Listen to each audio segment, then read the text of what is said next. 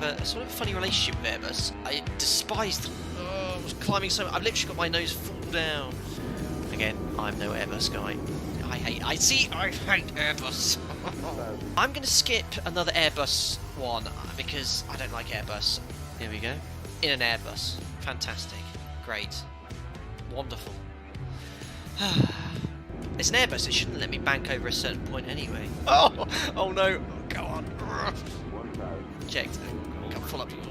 Oh! You overstressed the aircraft and caused critical damage. That's it. I'm done. No more Airbus. Right. Let's try the Airbus again. Oh, gosh, the Airbus feels very strange. Come on, bus. I can do Airbus. Look, I'll put it in climb. No. And now it should maintain the speed, shouldn't it? No. Unbelievable. I hate Airbus.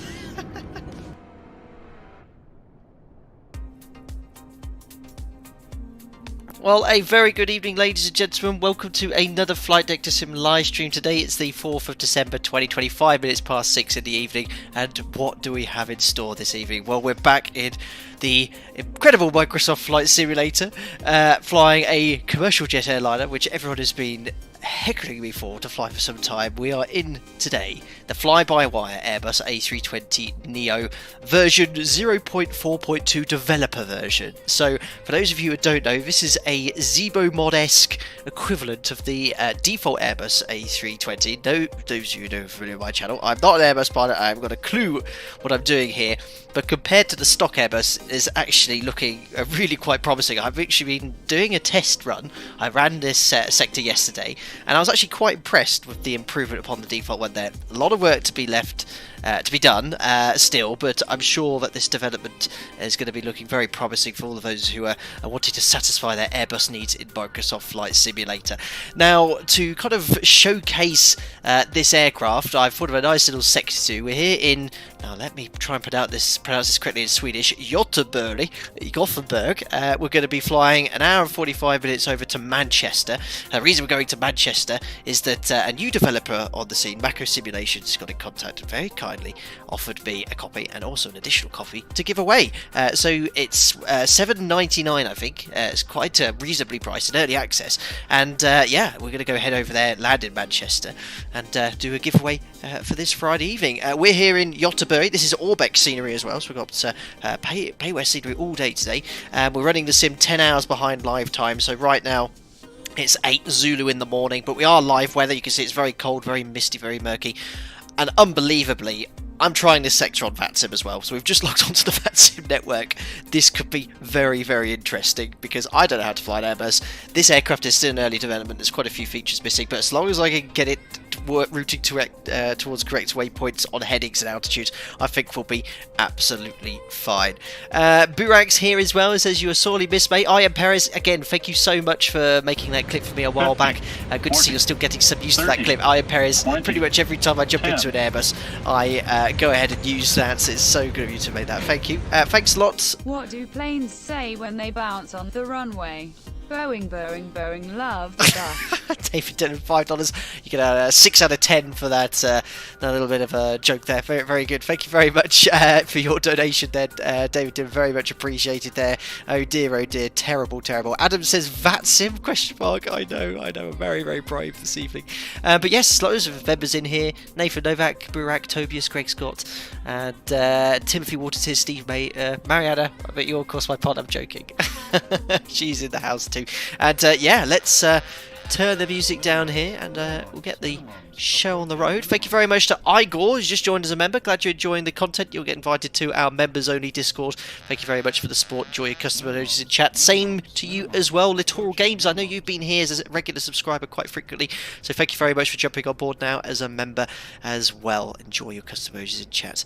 Fantastic. So yeah, I mean, have a little whirl around the Orbeck series. This one's £13.70. I think it's around 25 Australian dollars here, but you can tell we're on VATSIM, look, we've got aircraft spawning on top of each other here. There's a few static aircraft available as well, or come included with this, but I've never been to Gothenburg, but it does look very, very nice. In fact, the tower controller did get in contact with me yesterday asking if I go on VATSIM. My original plan wasn't, but I thought, you know what, let's give it a try. If we have problems, we can always log off here. But here is the FlyByWire A320neo, looking very nice in the stock colours. I was very impressed here. I know you can download additional liveries as well, but we are going to use the alpaca call sign anyway for this aircraft. I mean, I think it uses the same external model of the other A320neo that comes with it, but yeah, the improvements they've made is quite considerable. If you type in Google fly-by-wire and have a look at what's been going on there, I think their Discord has tens of thousands of members. I'm yet to jump in there. They've got dozens of real-world Airbus pilots providing feedback, so yeah, this will be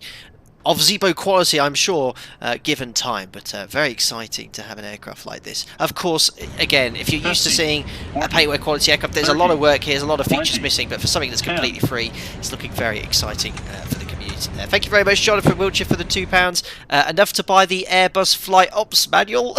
Thanks a lot, Jonathan Wiltshire. You might have to pay a little bit more for an official Airbus Flight Ops Manual, but that's why I've got you guys in chat here. When I get myself a little bit stuck loading up the Airbus, I can just simply ask you guys what I need to do, so it'll be very amusing.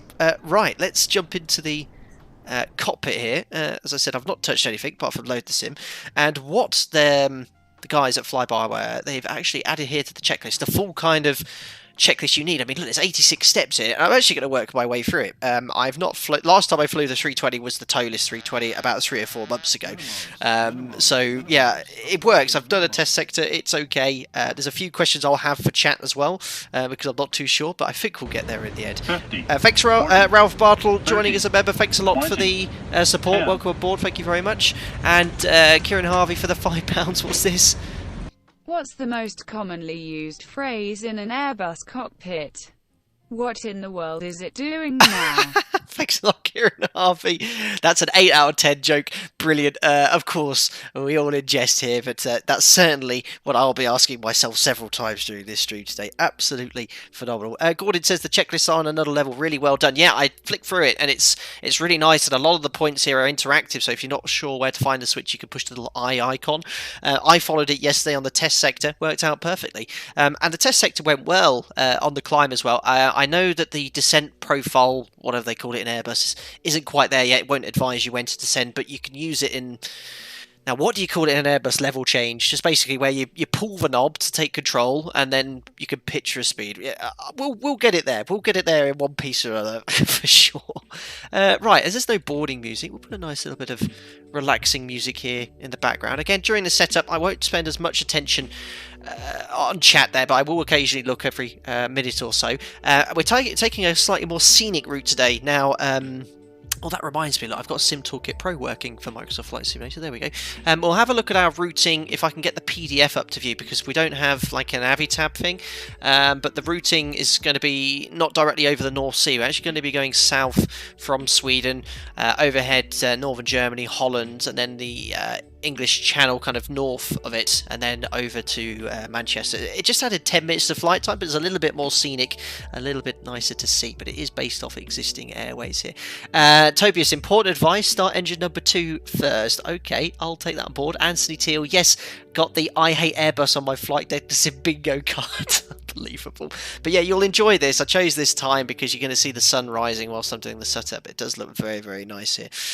Right, anyway, let's chat more action. Let's get the show on the road here. So, engine master switches, verify they are all off. Engine mode selector in the normal position. Landing gear lever check down. Wipers are off. The switches are here, which they are. Battery switches, check, they're on. Now, one of the things I never liked about the battery switch is if you push on, it says off on the other one straight away. I don't like that, but we'll get it on. There we go, and I'm going to put the external power on straight away. Sounding very Airbusy. Oh, very good. My goodness, I might actually turn that down a bit slightly. I forgot how loud Microsoft Flight Simulator is. There we are. I've turned the sound down to Microsoft Flight Simulator, so it should be a little bit better now. Thanks a lot, Biggie Wee, for the pound. Remember to push, pull. Thanks a lot, Biggie Wee. Now, if you wanted to... I must make a note.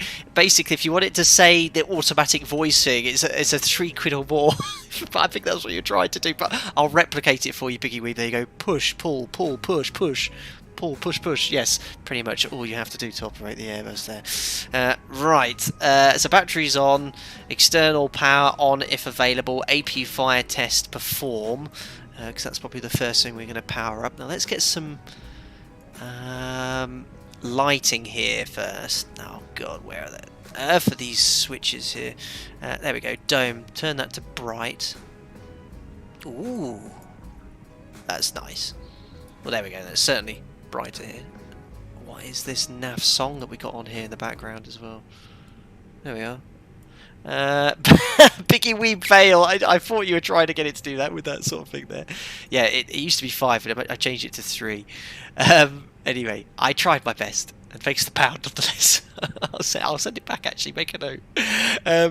Right, AP fire test perform. That's sounding very promising. I'm sure it's saying what we need to see on the eCam there. Yes, last time we flew an Airbus, that didn't go so well. To check out the Airbus A300 stream, we had multiple issues, a slight bug with the aircraft, which the developers already fixed, and we had to land the aircraft with the mouse. That was last Sunday evening, so hopefully a bit more success this evening with the Airbus. So that's done. APU start. I'm going to delay that slightly. Cockpit lights as required. Parking brake is on. It is... Yes. Accumulator pressure. It's in the green bar. It's very similar to the 7-3 with the checks here. Flaps up. Speed brake lever disarmed and retracted. It is. Cargo heat selector is inoperative. So there's some functions which aren't yet modelled, but they will be coming in time. Electric panel on overhead panel. Checked. Okay, well, check the battery volts, which looks a bit low, but okay. I know I need to turn everything that's white. You need to push. I know that much in an Airbus. I will put the crew supply on. There we go. So that's checked. ECam pages. Check the pages. Now again, quite a lot of these are modelled, not all of them. So you've got your secondary engine indications, bleed air. It's great. They've got loads of these systems modelled now. I think hydraulics is yet to come, but it will in time. Fuel. I've already preloaded the aircraft. We'll look at that shortly here. So yeah, it's nice. Well, imagine that's checked anyway. Emergency equipment's checked. Rain repellent pressure exterior check. We'll imagine we've done the walk around. And we've now got the cockpit preparation. So overhead panel. Recorder ground controls are inoperative at the moment, so that's on. CVR test is inoperative. Evacuation captain and purser captain. Not sure that does it. Doesn't work anyway. The aiders, or IRS we'll call it, put that over to nav. Now I've got mine set to quick align, so it should align instantly as opposed to waiting 6-7 seconds. So that's done. Exterior lights as required, so we've got AC power connected. Let's get some exterior nav lights on. No smoking switch, and seatbelts will put on now as well. 50. There we go. 40. Thank you very much, 30, Ingrid 002 for the £2. 10. He says, apologies, Captain, cannot follow the stream live as I'm being forcibly dragged out for dinner by my wife and kids. We'll catch up later. Oh, Ingrid 002. Hi. There's nothing wrong with that at all. And I hope you enjoy a lovely meal with your wife and child. And no doubt, by the time it will take me to set this darn thing up, we'll still be on the ground by the time you get back. Fantastic. There we go. Gordon, 7 minutes waiting if set to real. Now, I'm sure that's based off your latitude. So obviously, the closer you are to the equator, the quicker your alignment takes. The further north you go, the longer it takes here. So the ZIBO mod, for example, is actually taking that into account. So based off your latitude, it'll actually have the correct IRS alignment time, which is pretty cool. Welcome. Norberto's just subscribed as well. Do you love my new, very subtle welcome ping? Welcome on board. Welcome. Fantastic. Right. Landing elevation inoperative. Emergency exit lights we've already armed, haven't we? Yeah.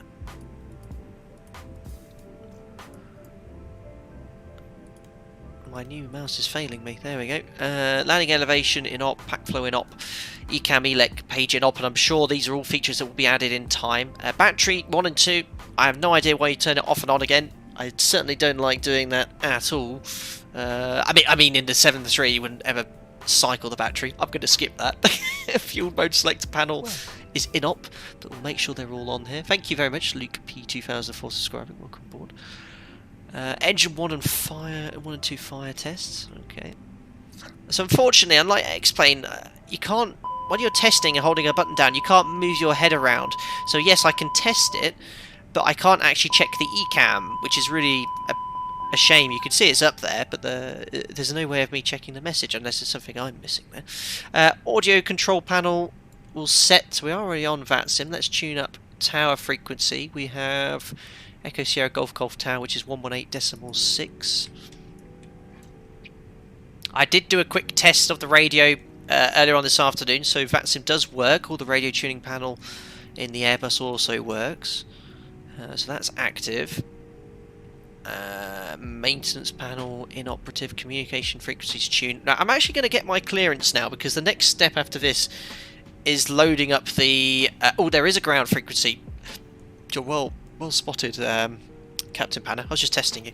1219. So next step is loading up the FMGS, or you like to call it FMC over here at Flight Deck Sim. But just prior to that, I will grab the clearance, because that will make sure that VATSIM's all working correctly with the connection, and also we know exactly what to plug in here. I'm expecting a VAD-in 2 mic anyway, and let's check the audio here. And it's Landvetter.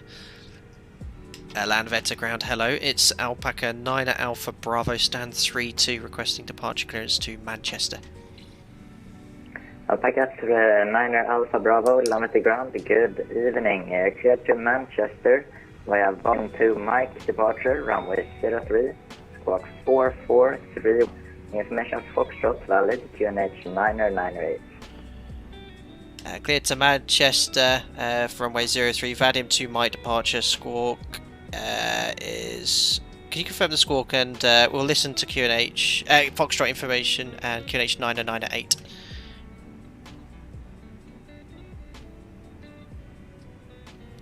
So I didn't get the squawk.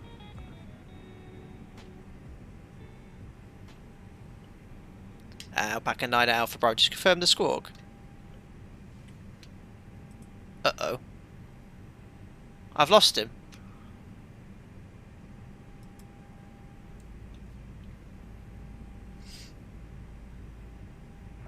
Alpaca 9 Alpha Bravo, stand by shortly. Roger. Okay. Rory Heap is here. Very good day to you, Rory. I hope you're doing well. Do you have to put it all the way points on the A320neo like you have to do on the A300? Yes, I will have to load the routing up shortly here, Rory, and I hope you're doing well. So yeah, we've told... I couldn't quite hear the squawk with the initial clearance here, but the QNH I've set 998. So live weather, thankfully, is working here in Microsoft Flight Simulator. It's a VAD-in 2 mic SID, which we're going to brief shortly, and the rest will do it there. I don't know what happened to our tower controller. He did a fantastic job giving the clearance. I screwed up reading it back. But yes, we know what it is. We can at least start loading up the FMC. Now, I completely forgot here. I forgot to add a source for the PDF here. Let's see if I can get that here quickly. Window capture. No, I don't want my whole window captured. Alpaca 9 Alpha Bravo, my student seems to have lost his connection anyhow. Squawk is 4431, and you cleared them on the VAD-in 2 mic departure runway 03. Thank you, no problem. Squawk 4431 and the VAD-in 2 mic runway 03, Alpaca 9 Alpha Bravo. Alpaca 9 Alpha Bravo, read that correct. Perfect, so squawk's in, 4431. And ground green unit, Sean at the VAD-in 2 mic shortly. November, information Foxtrot, requesting clearance to Manchester, please. He's going to Manchester as well, very cool, so we'll turn that down. Yeah, so I'm going to try... I just realised, because we don't have Avitab and I've got no way of showing you the PDF here. Correction, Shamrock 320 November, Landvetter ground, hello. Foxtrot correct, clear to... Maybe if I could do it as game capture. On the 2 mic departure runway 03, squawk 4466. clear to Manchester, valid Detna, 2 Mike departure, squawk 4466, Shamrock 320 November. Shamrock 320 November, read back right. It's not working, guys. Right, I'm really sorry, but I'm going to have to put the flight plan in without you looking at it, so I'm really sorry about that. But hopefully in time there'll be a way of showing PDFs in a sim. There probably is a way, but I haven't looked it up, unfortunately. So let's get the routing in here anyway, and I've got the PDF up in front of me, so sorry about that. Yeah, window capture, I tried jamming it, but you're going to see everything, like my Streamlabs, my X-Pilot, my everything here, which is a bit of a pain. But we'll find a way, and next time. Right, so this is where I'll very much need your help. FMGS initialization, so engine aircraft type, check. Now, I have the the previous air rack installed. The reason is Scandinavian 166, request taxi. I saw Navigraph said yesterday that there was a bug with their copy of Microsoft Flight Simulator's AirRack update, so I'm actually using the stock one. I tested it, all the waypoints match the latest AirRack, so it should be fine, you know, with the routing here. So that isn't the latest one, but we'll use it, and it's all up to date regarding the waypoints here. So that's fine. Nav aid deselection is required. Flight plan initialization complete. So I think we firstly go to init. There we go. So what we're going to do here is put in our ICAO codes, which are Echo Sierra Golf Golf. And that's going to be to then Manchester, Echo Golf Charlie Charlie. Return. That's looking good. Cost index will use 30. Cruising at 38,000 feet. And the flight temperature at that altitude based off the existing the flight plan is minus 57, so I'm literally just looking at that here. Now the IRS is already aligned, I think, so I don't know if I have to push anything else. Do I push this? Oh god, no. Let's go back. Right, I think that's okay there. So that's loaded. Next we've got flight plan A complete and check. So I think I go now to the flight plan page. Yes, that's correct. And I start putting in the flight plan here.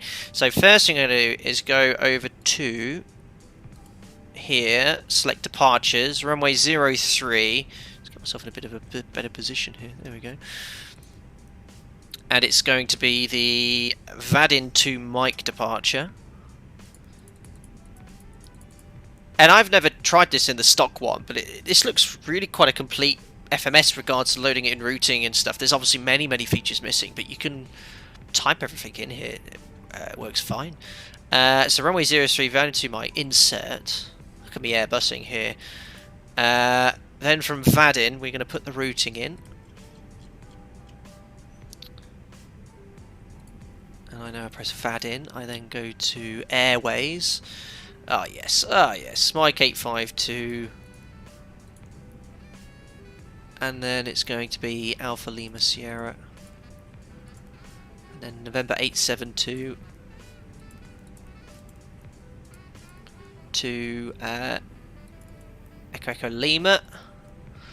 And then it's going to be direct to super. Now if I want to go direct, how do I do that? Do I just leave via blank or do I put direct? That's my next question. Because I did this the other day, I managed to get it in, but I was doing it a different way. So the next waypoint after Echo Lima is direct to super. I'll see if anyone here can help me. Latency should be good, only 8-9 seconds or so. I wonder if anyone's chatting away. Tom Knudsen, good evening mate, fun fact for you. Airbus TCAS above shows 3,000 feet down, 7,000 feet above, normal is 3,000 up, and below is 3,000 above and 7,000 feet below. Okay, very cool. I think you leave it blank, you press insert, alright. But then... But that's taking me away, Freckles. Are you sure? Okay, fair enough. So let's go here from Echo Lima, and then I have to push the next waypoint here, I guess, direct to super.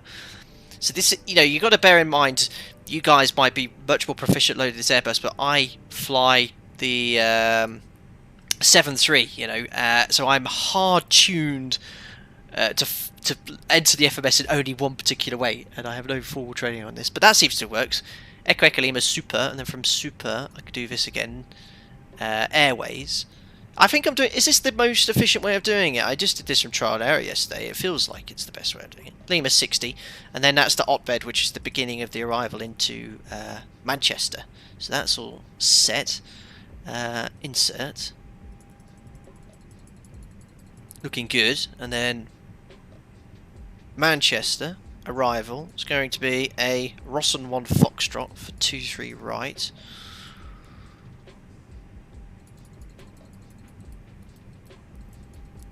Are you not impressed, chat? Yes, that's right, they say. Right, no Vires. It's right. Let's have a quick look here. I'm loving this. My little Airbus knowledge. Right. So it looks like it's all looking good.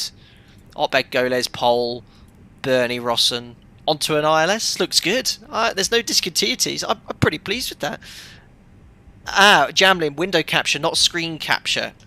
My apologies. Let me try that one more time so you can actually see here. Compatible with most programs. Okay, got you.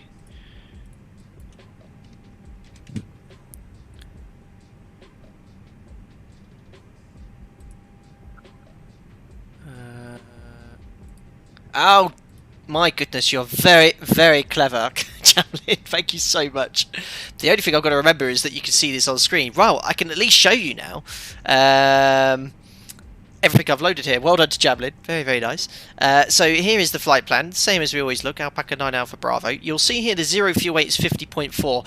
Microsoft have finally...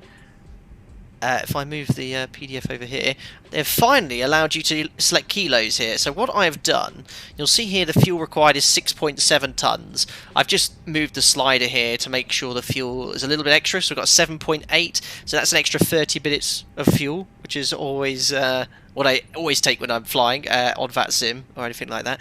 And you'll see here, I've worked backwards from that. So basically I've taken our gross weight, subtracted the fuel from here to work out our zero fuel weight, which is 50.4. So if you take 50.4, add the 7.8 or whatever it was we took here, equals the correct zero fuel weight if you subtract it. So the payload here, where is it? Total weight 58.1.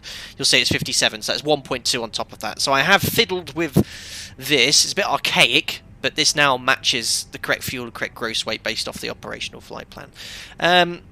So yeah, just to talk about the routing I punched in, you can see where it is, but geographically we've taken a slightly different routing today. The main flight plan took us here. I just added an extra 10 minutes. I thought we'd go via Denmark, Germany and Holland, and then over this part of the English Channel here. Just an extra 10 minutes, but a lot more scenic, something to look out the window here. Very good. Tobias, you might move your mic a bit further away. We can hear you breathing into it whilst talking. Oh, I've never had that issue before, Tobias. Yes, it is actually a bit close there, so thank you very much for the heads up. But yeah, thanks for that, Javelin. At least now I can make reference to the flight plan. It'd be quite nice to compare the fuel burn to the flight plan as well, see how accurate it is. Right, so we've got the we're getting there, 30 minutes. Let's carry on with the rest of the checklist. So initialization, we've done the flight plan, we've checked for discontinuities. Winds as appropriate, is that modelled? Can I put winds in? I don't know how, and I didn't on my test, didn't work. Thanks, Lezek Aztecs just joined as a subscriber. Welcome on board, buddy. Did you mean the Netherlands? What did I say? Did I say something else? I meant the Netherlands, Chris de Beek. Did I say Holland? I can't remember what I said now. Chris H, yes, you're right. There is only one person in charge of an Airbus, and it's not the captain. Oh dear. Which branch of FlyByWire is this? Developer. Yeah, I was told to download the developer version. So this is the developer version 0.4.2, which I downloaded last night. Right, anyway, let's carry on with this. Secondary flight plan I'm not going to use. RNAV page. Yep, check that. Zero fuel weight. I think that is under init. And page 2. Right, so zero fuel weight is 50.4. Now, I have no clue how to find the zero fuel weight CG. And do you know what I did? On my I went back on the tow list stream and saw I used 28.6, so I put that in there. I don't think you have the ability here to distribute the CG that accurately. I used it on the test run yesterday, worked completely fine. Yeah, in the main menu you can alter the mass and balance, but that seems to work here. Jeremy, just put 30 for zero fuel weight CG. Okay, well, I've just, I mean, 28.6 is close enough. I'll go with that one. Oh, open the fuel tab and expand it. How?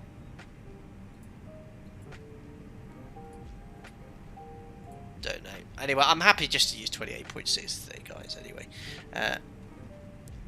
0.4.2 is a stable branch. Developer is ahead and fixes autopilot oscillation. Yeah, that's why I grabbed it, UK Liam 720. And to be fair, the autopilot is pretty solid. I'm pretty happy with it there. Right, block fuel, 7.9. Let's punch that in. Right, I think that's now calculating things. There we go. Yeah, so 1 hour 54. Okay, I think this is all good. I just need to do performance now, which is under perf. I just select this, I think, for my... Oh no, I've done I've jumped ahead of myself. Ah! The V1 can't be above VR, that's impossible. Right, let's... 126, maybe I just... That's better. I think I just was a little bit quick clicking there. There we go, so that's in. Look at you guys. I'll check, guys. I'm sure you know how to do it. So just expand. Oh dear. Just expand the fuel table to the right. What do you mean?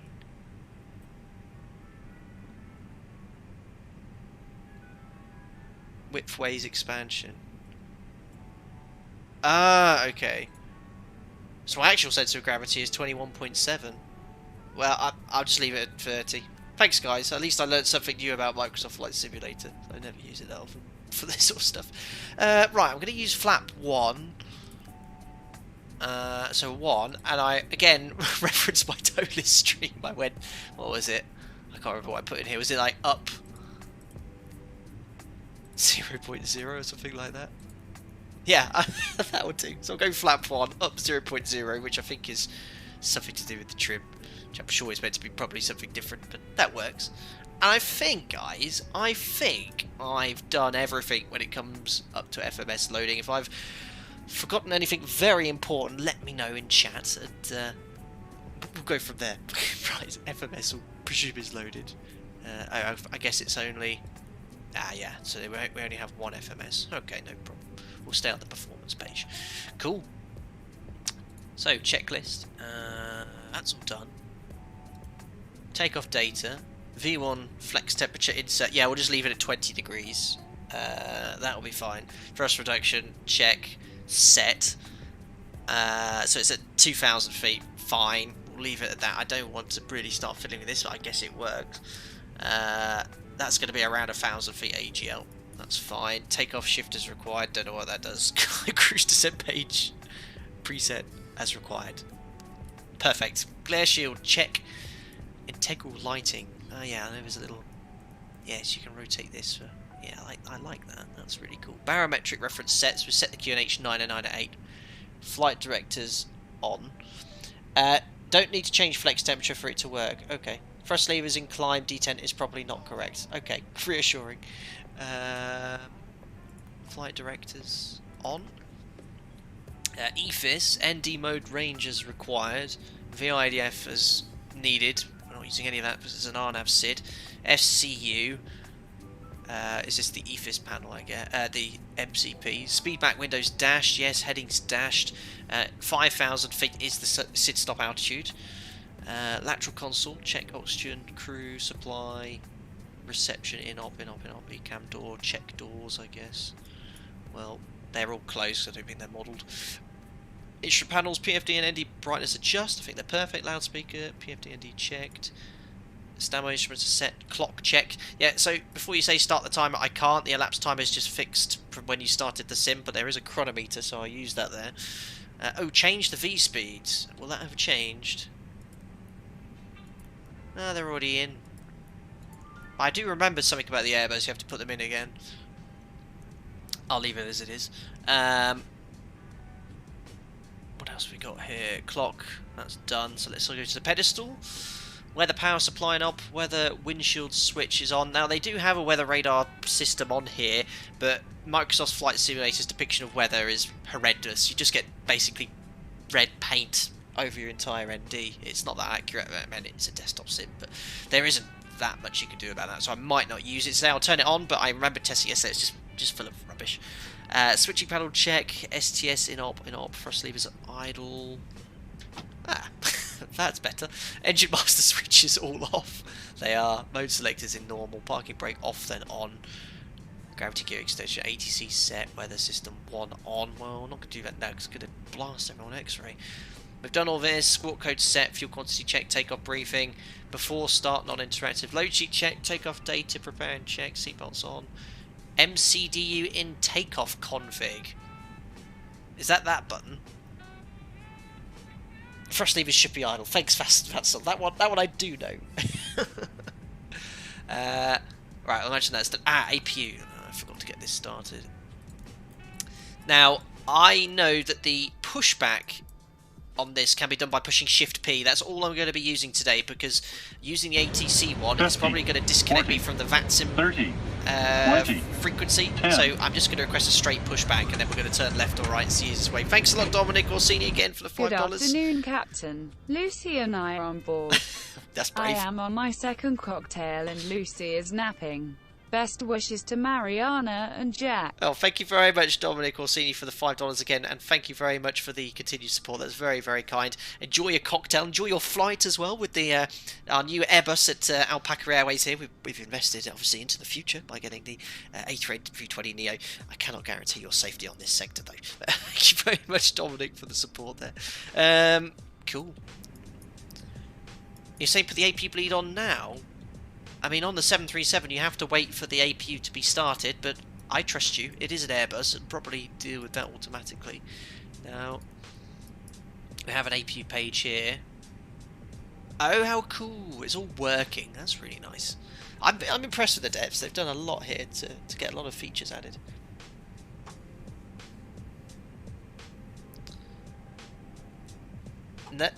No, wait for it to be on. Ah, that's really cool, Andrew. Yeah, in the 737, you need to wait for the APU to be powered on with the APU power available, and then a minute after that until you use APU bleed. Right, well, is that up and running now? Sounds like it.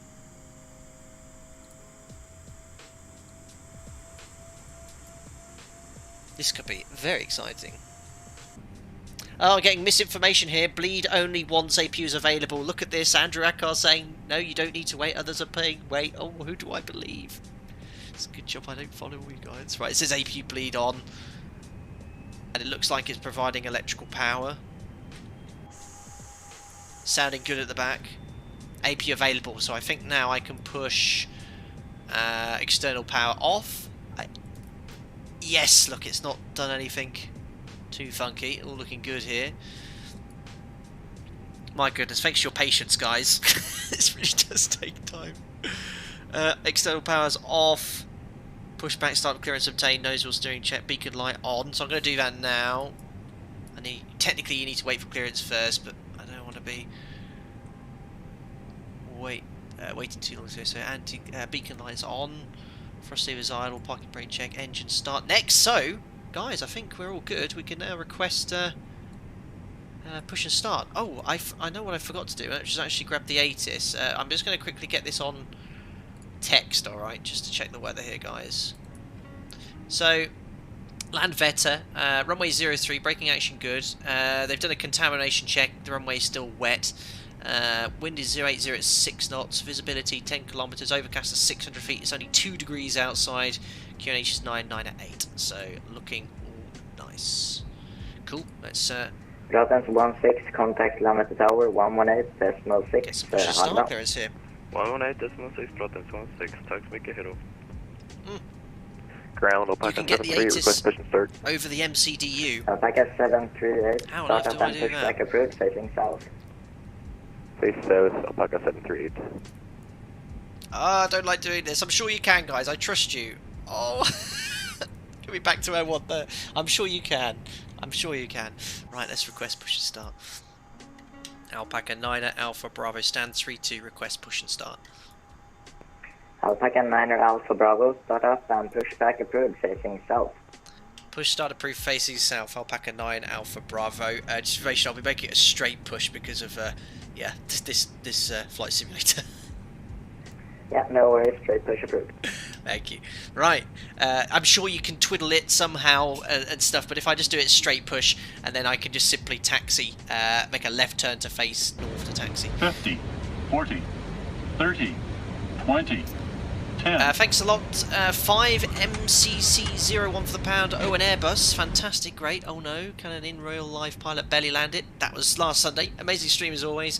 Hope your marriage Jack are okay. I'm currently flying Alpaca 4 Mike Foxtrot from Athens to Bucharest. Wish me luck. As always, best will go around. Stay safe. Thanks a lot, buddy. Thanks a lot, 5MCC01. Right, so, Scandinavian 019er, do I release parking brake? Simple as this. And just push Shift P, don't we? Mike departure, runway 03. It's working! 5314. Information Golf now valid, QNH 998. Wonderful. Oh. Clear to Arlanda. What's wrong with your tyre, sir? Via London to Mike departure squawk. There's aircraft just departing on that side. Information Golf is valid, QNH 998, Scandinavian 019er. Scandinavian 019er, read back correct. I was just taking off on VATSIM, look, and his Airbus as well. Right, I better get the engines up and running here. And if I remember rightly, there, that is all I need to do. Ooh, back we go.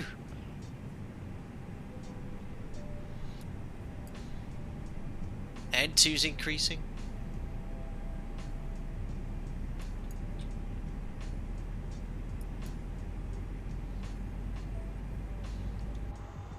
Looking good. Are the stocks, are the sounds of this the same as the stock Airbus in Microsoft Flight Simulator? I can't remember.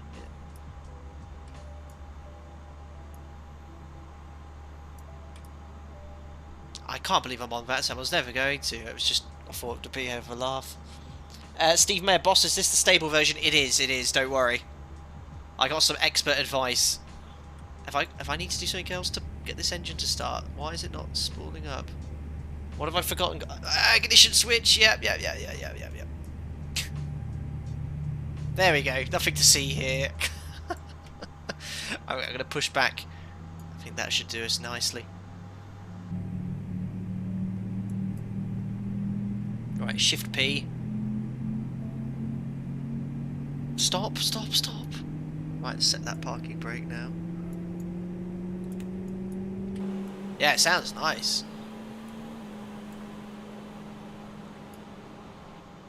So guys, if you just tuned in, thank you very much. There's 790 of you watching the stream. Fantastic. We've just pushed back from...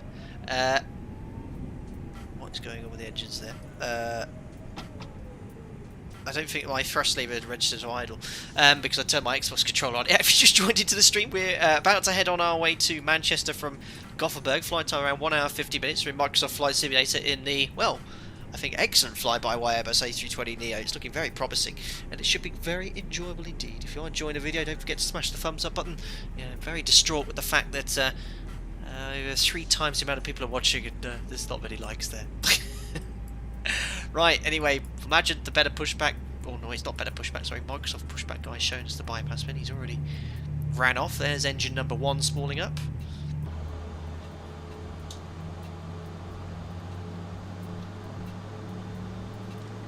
You do have to admit the views and the looks of this simulator. Pretty spectacular. Jason Dictor, no inversions today, please. You'll upset the alpaca in the back. Yeah, we're actually carrying passengers today. So that's looking good. So available, I think that means the IDG is available to provide electrical power, so that's okay. You can access METAR via the MCDU via ATSU, then AOC. Very good. I didn't want to go get lost there, so that's why I didn't go staring in there at all. Thanks for subscribing, Teg Multani, welcome on board. Right, I think that's 2 good engine starts. Let's now do the checklist here.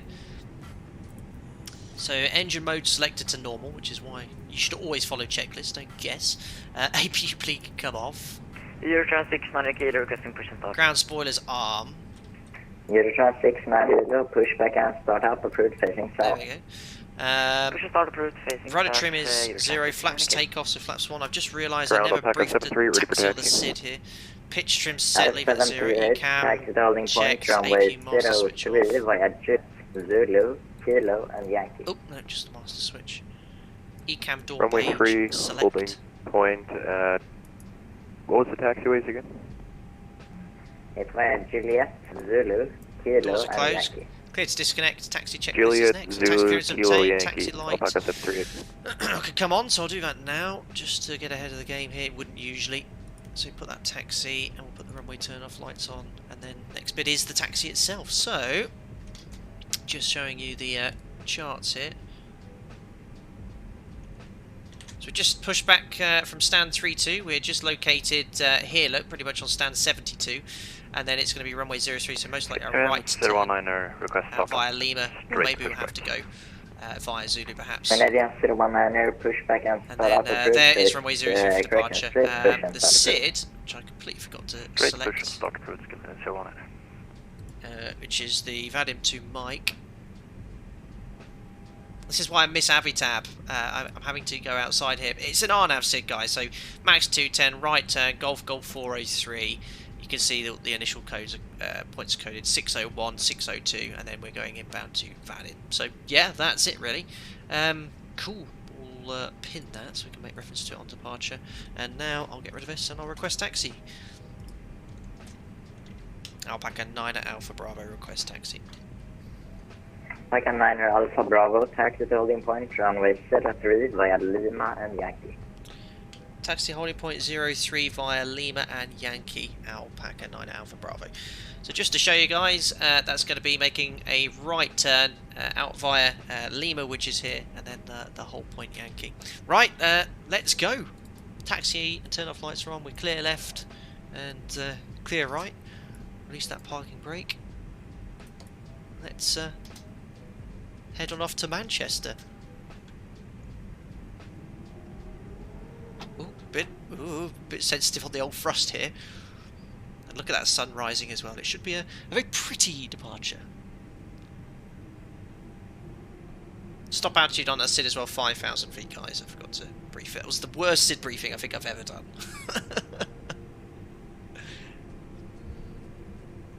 He didn't lock the cockpit door. How on earth do I do that? Pack fault. I'm sure. I think that's just this. Right, okay, we'll ignore that. I'm pretty sure I didn't see that on testing, but it does say packing op on the checklist. Order brake to RTA. Yes, I'm going to do those checks. I'll remember, Jeremy, I think. Just about. Right, there's Lima. Now, I think in Gothenburg they have these big stands here, or big letters, because obviously it snows here quite a bit, so they need to have them on stands. You see how they're stood up quite high. I think that's the reason. Anyway, I might be completely talking rubbish there. Oh my goodness. Thrust is very, very quick to spool up. It's fine, just use oxygen, said he, but... yeah, experts of the 320 fly-by-wire. Is that something I've forgotten? Or is that just because it's not modelled yet? I hope the latter. Right, clear left. Bit of weather on departure.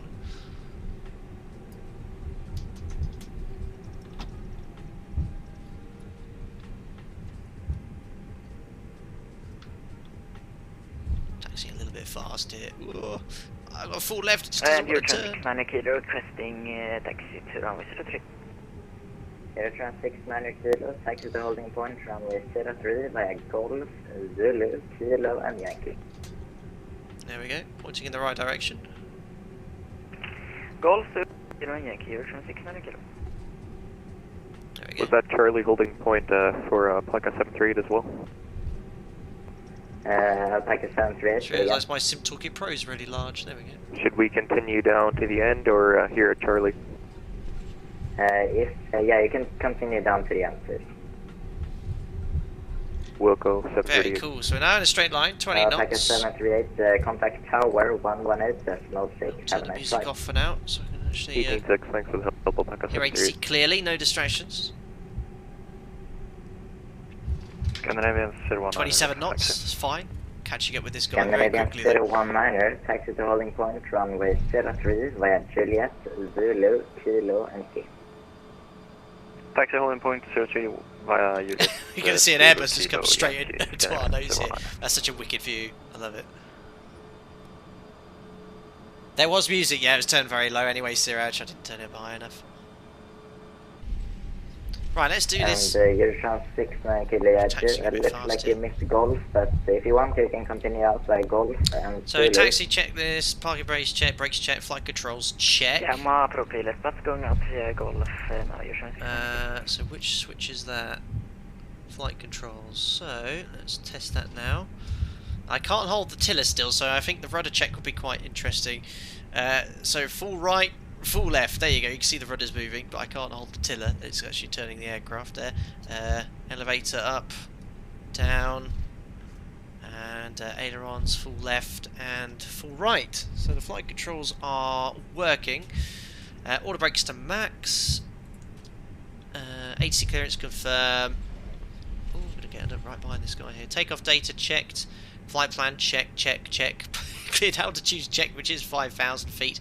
Heading on the FCU. We're going to go full length here, so we'll go to the end. Flight directors are on. FMA's check. Yep, we've got climb and nav. I think that's good. Fleischmann's check where the radar is required. We'll put that on as well. And predictive. Alpaca 9 Alpha Bravo, contact tower 118.6. It was nice to have you here, and good luck with your flight. 118.6, Alpaca 9 Alpha Bravo, you're welcome. We'll see you again soon. Bye bye. Did my best to get some HC for you. Cheers. Also, I didn't quite catch that. But yeah, you can see the weather radar. Look, I mean, I just turn it off because it just fills the ND with this. This isn't the fly-by-wire, by the way.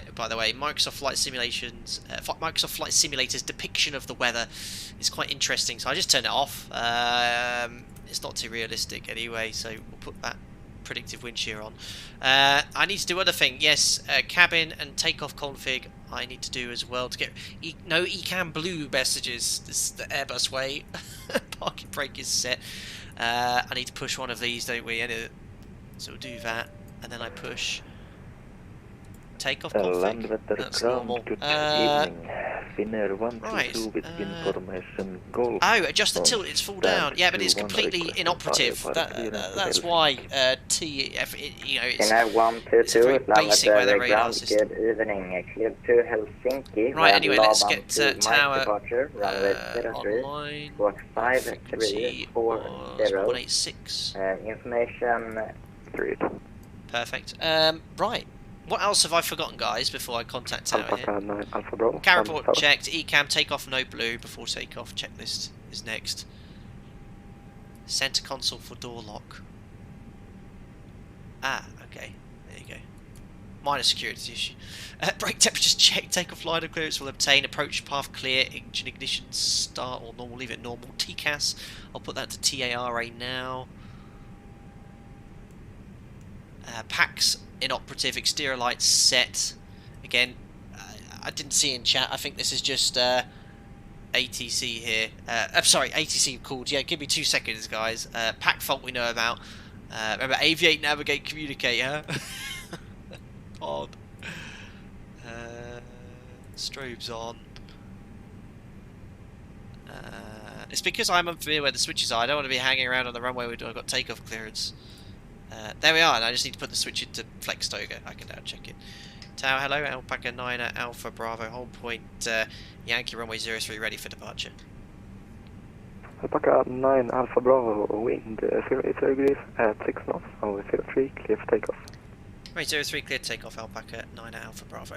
Right, we've got a takeoff clearance, we've been cleared for takeoff, everything's configured, so we can release the parking brake. Guys, let's go. Do you want to do a rolling takeoff, or should we stop first? Not even sure, let me know. Just need to set the timer. We know about the weather radar being off, of course. And we'll be fine. Arm the auto throttle. Don't see that in the checklist. Yeah, you don't need to on this thing, do you? Or do I think it does it automatically. Uh-oh. Well, I'll push it when we get airborne, see what happens. Rolling takeoff, he said. Very good, guys. Right. Let's start the chronometer, because that's the only clock that's working. Oh, that one's not working. There we are, chronometer's on. Right, timing. 50%, I think. Ooh. That's stabilised. Put it in the flex temp. But Toga's in chat. There we are. Right. Am I looking good? I think that's correct. Right. Takeoff percent indications normal.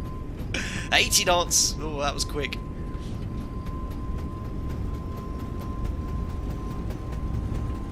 Right, there we are. V1. Power, good evening. This is Scandinavian 09 with you. Now airborne.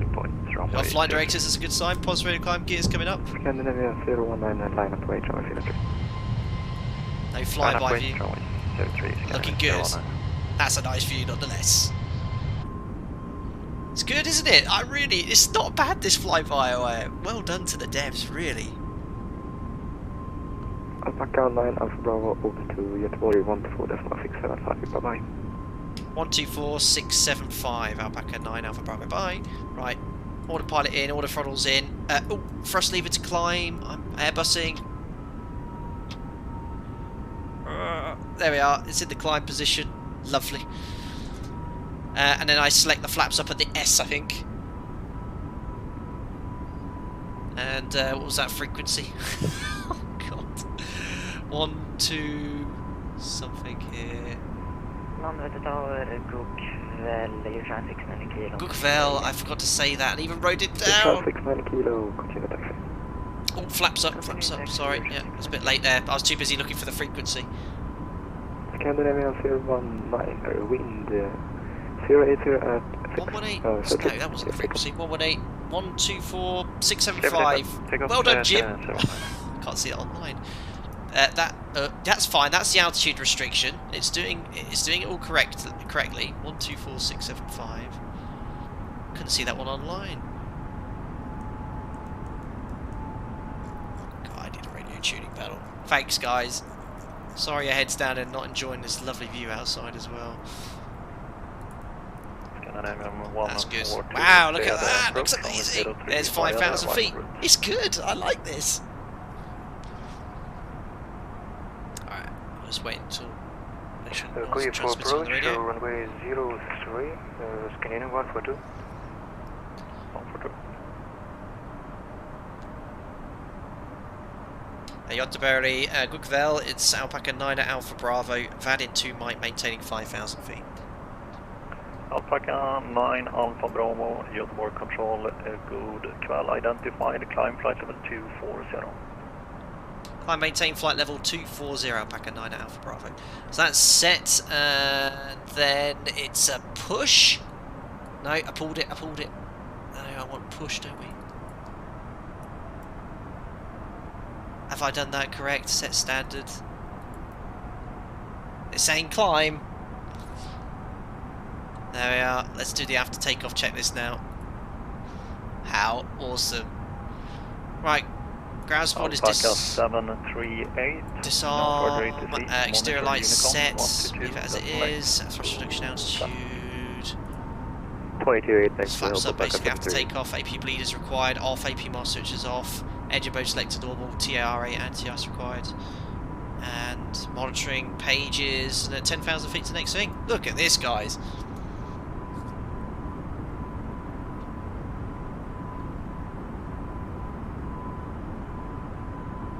Thanks a lot, CR Studios, for your pound donation. Good evening, this is Scandinavian 019 with 50, you 40, climb to flight level. We need a bit of engine anti-ice on here. 0304050.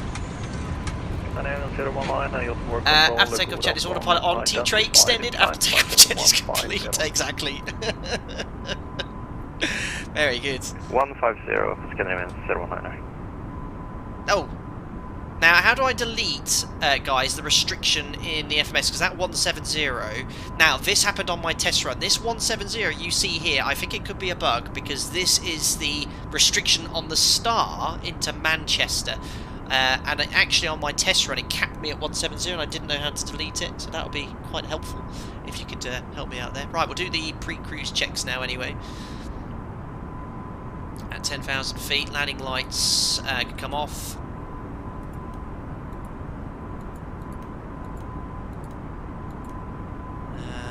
Seatbelt signs required. Well, yeah, we can release them. EDIS, airport, yeah, it's on the EFIS control panel. ECAN we can then check, optimal level check, and that's it. Open climb, how do I do that? Do I push it in to do an open climb? Oh, no, that's not correct. Don't do what I did. Yes, I think I pushed it which levels off the aircraft straight away, push to level off. It even says that. Now I've engaged vertical speed. God, you know I don't like Airbus. Push to level off. No, where's the... It's this one I need to push in, isn't it? Push. But it's still saying 170. Is it a push or a pull? Pull altitude. Pull the altitude stop. Not push.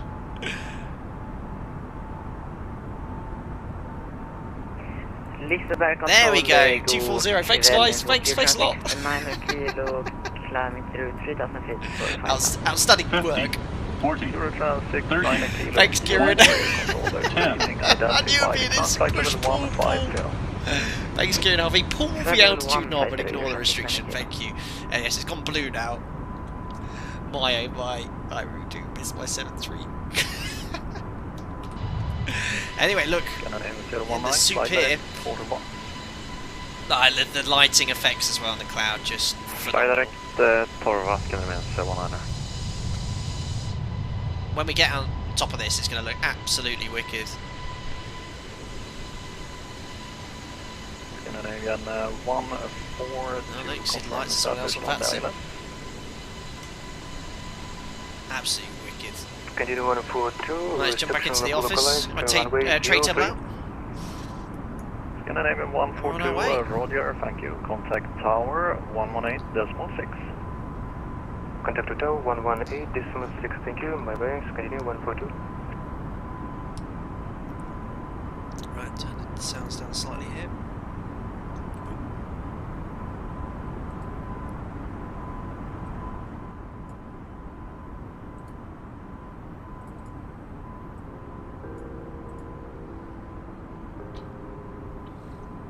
Very cool.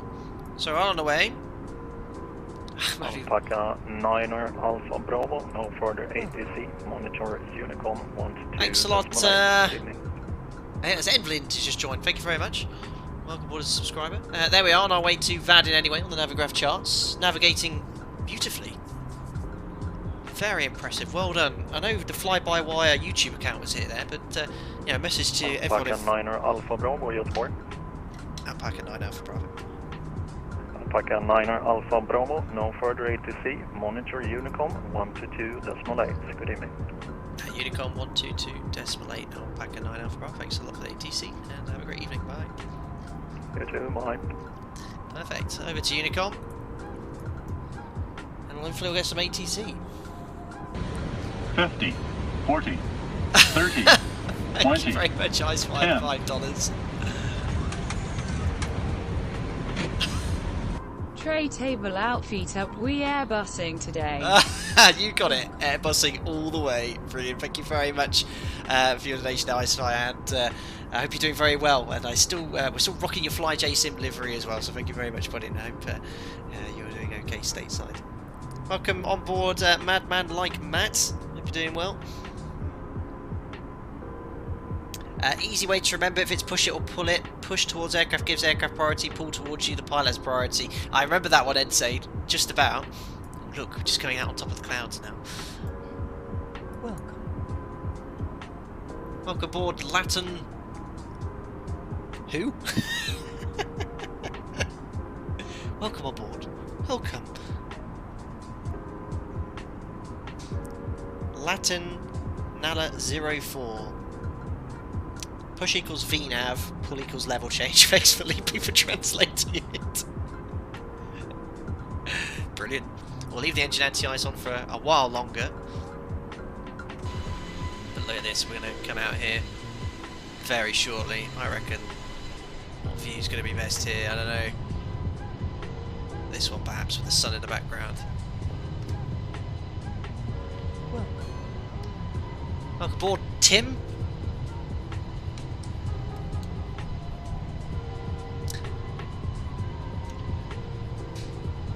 Most amazing flight sim ever made, with stunning visuals, and we're looking at a grey out, lol. I know, that's unlucky paint, Laros. That's just, that's Real World Aviation. What are you sniggering at? As if. So, Mariana has just got out our bop it, just because everyone's saying pull it and push it. Is it working? How are the batteries working on that thing still? Unbelievable. Turn that thing off. How distraction is that? Oh, what's going on? The engine sounded like they're spooled down. Ah, that's why. I'm not... Will you sod off? Unbelievable. I know why, because it says 240. Well done, aircraft. No ATC, so we're all the way up to our flight level, just 380. And I think, yes, because that's leveled off, it's going to do it automatically. But that would usually be a push it, wouldn't it? A push it. UK Liam 720. Imagine spending 5 hours downloading Ortho for X-Plane 11 and then having clouds for the entire flight. Oh, tell me about it. The amount of times I've done that. Yeah, I was saying just before, I think AT contacted me. I don't know if any of the fly-by-wire dev team's here, but yeah, credit to you guys where credit's due, you know. Like with the ZIBO mod, that's pretty much a small team. You know, I'm only a small part of that pie here, but it looks like you guys are making a really nice rendition of this aircraft. And it's very exciting for the community to have this for free. And I know Microsoft keep updating it, it breaks things as well, but the speed at which I think they updated this to work was incredible. Very cool. Yes, don't forget as well, thanks for reminding me as well, Mako Simulation has very kindly provided some scenery for Manchester. It's in early access at the moment, but you can purchase it just for $7.99, and it's being updated periodically, and by the time it's ready for release you'll have a full version of Manchester. You'll see when we get there how good it looks as well.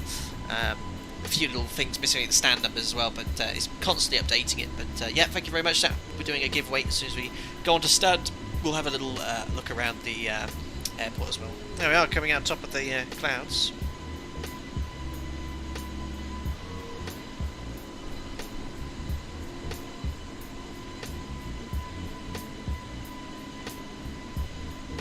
Jonathan Wiltshire to Mariana, don't let him bully you, play it loud and proud. Unbelievable.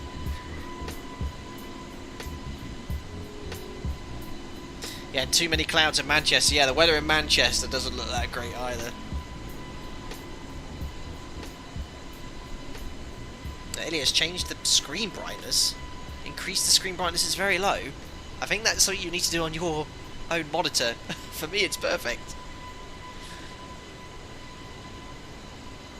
Robert Adcock, are you using the most recent Mako Manchester updated this morning? I am not, so I think it's been updated since the version I've used there, but that's what I mean, it's constantly being updated. It's only a quiz, and it's a fantastic airport, popular airport as well. How's the ATC coverage in Manchester? I don't know, keep in mind, but seeing as a Friday evening, I should think there will be ATC. We're going to get ATC shortly as well over Holland. Remember our routing today, it's not the most direct. I thought we'd take an extra 10 minutes to enjoy the scenery, but not going to see much today. What's the weather like in Manchester? I've not even looked, guys.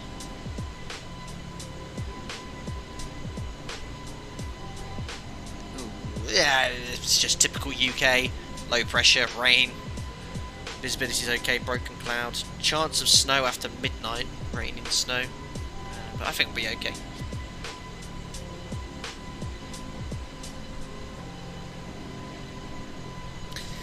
Vizilis, can you suggest a way to deal with British Phantom controllers if you are not a native English speaker? Well, I don't know how that would be best accommodated, Vasilis. One thing you've got to bear in mind is that the ATC language spell is English around the world, so most controllers will have the ability to speak English, so I think you'll have to learn that yourself. And I count myself very lucky because I'm an English native speaker, so I don't ever have to learn another language, but they won't accommodate someone that's not speaking English, I'm afraid. Robert Adcock, not Yeah, I know about this. Robert Adcock, he didn't tell me, so we're going to go on to a remote stand.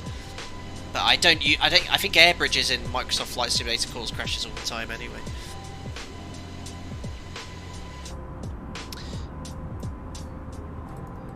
Well, the packs have these fault lights. However, if I check the air conditioning, how am I going to check this?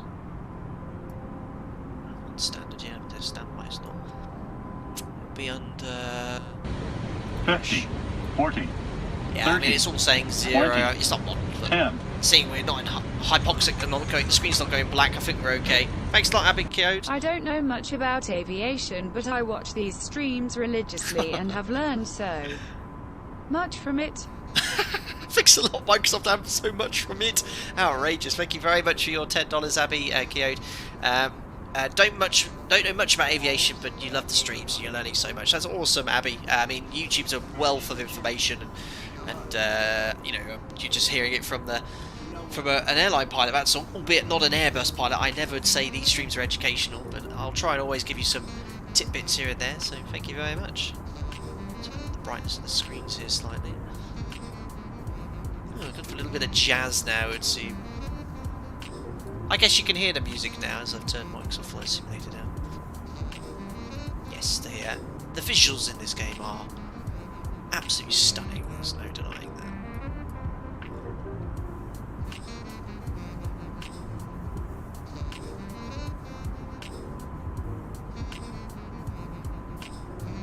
Turn off Sec 1 to stop the wobble. You've got the wobbles. Ah, is this something that's been reported by the FlyByWire? Yeah, it's a little, seems to be a little left and right, but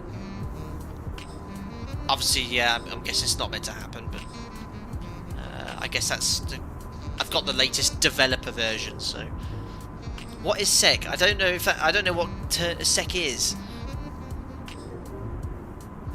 Barrel roll to stop wing rocking. Turn off the Sec. Is that going to do something bad though? I need someone who I can trust in chat. No offense to anyone if it does actually work, but what this flight controls? It'll get worse. Can someone who I really trust, member-wise, tell me if I should push this switch? It's a known workaround. Sec 1, I mean. Box on top. Sec 1. Okay, runway 2001. Member for over a year. Seriously, turn off Sec, said Commander. Okay, here we go. It did something. Well, are you sure? Well, true. Ah, okay. It is stable. It is stable. Thanks, guys. I think you suffer from continuous banking left and right. Okay, well, I think that's... No, turn it off. Trust us, Sec 1 off. I lost. Me too is a Diallo. I'm lost as well. It's sorted. It's sorted. Okay, phew. Okay, everyone's saying phew. Okay, yeah, it does look very smooth now. I mean, that shows you kind of the in-depth simulation they have. The fact that turning off secondary flight... I have no clue. Flight control, ELAC, Sec, and FAC 1. My goodness. Remember to turn it on before landing, said Robin G. As does Toga. Right, I need to please... Oh my goodness, I need to put this in big letters, don't I? Turn on Sec 1. Mariana? Jim? Can you remind me? Turn on Sec 1 when I get below 10,000 feet. In real life it's not meant to be off, I'm pretty sure. Pretty sure that is true. You're going to make sausage rolls? Oh, Marianne's making sausage rolls. This evening couldn't go much better. Brilliant. Sec equals spoiler and elevator computer. Write it down. I have done Maxwell Gordon in big letters right in front of me.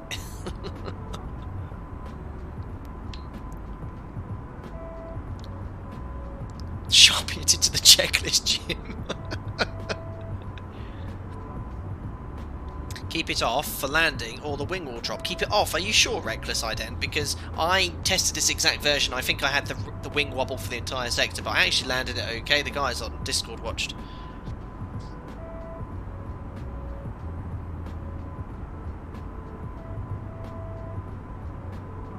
Greg's got sausage rolls for the bake-off. Is this the bake-off competition in Discord? Yeah, yeah. Jano says make sure she makes enough for everyone. She says yes she will. Richard, do you do delivery?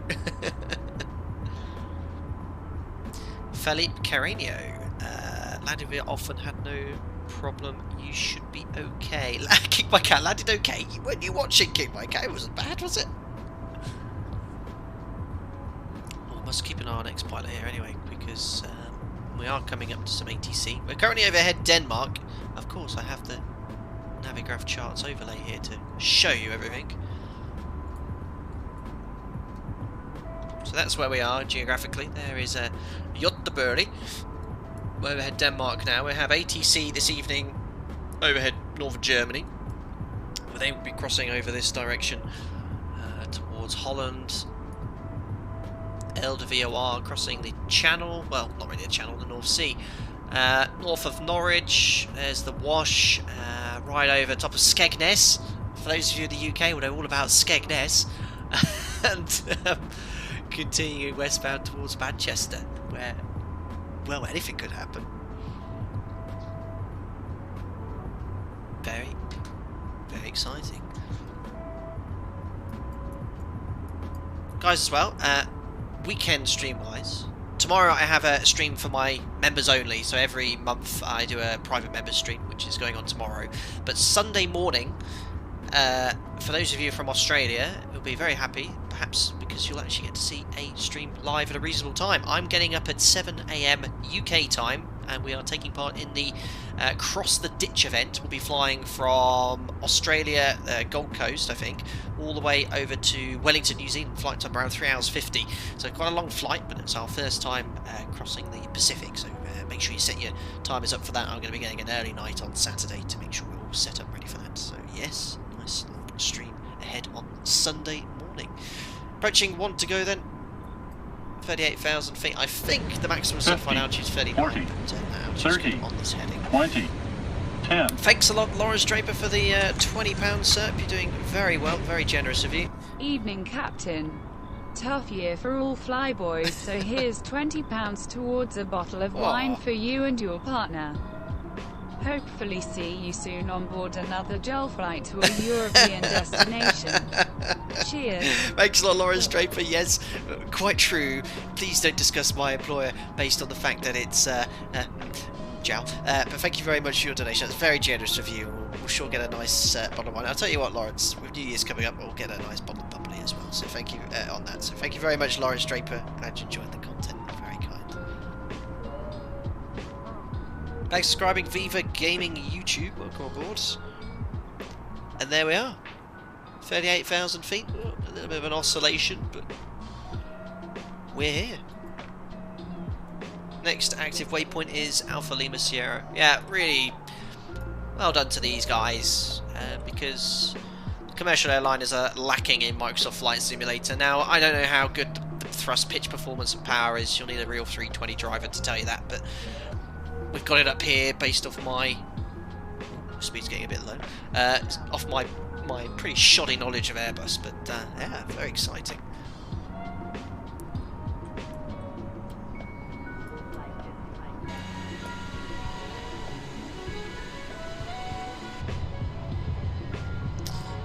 Remember, we are live weather, but we are running the sim at 10 hours behind live time. So right now, what is it here? 7. So it's 9:22 Zulu in the morning in the sim. Stunning.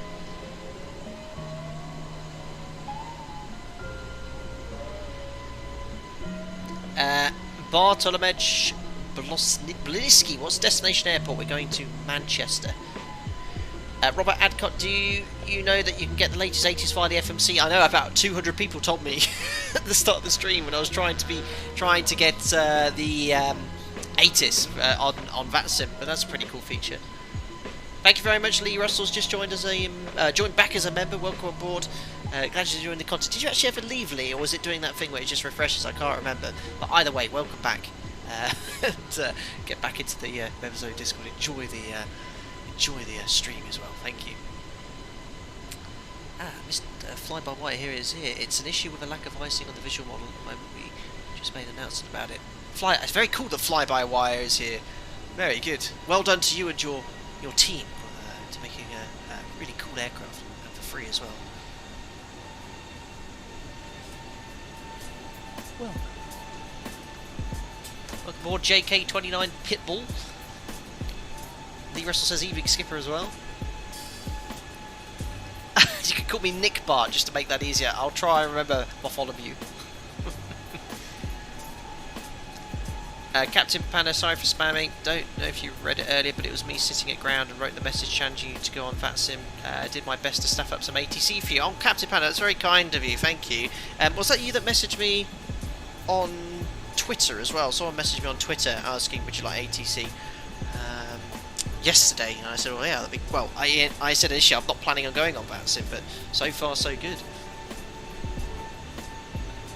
Brandon, Moist, these flight streams get me through the afternoon at work across the pond in DC. Very cool.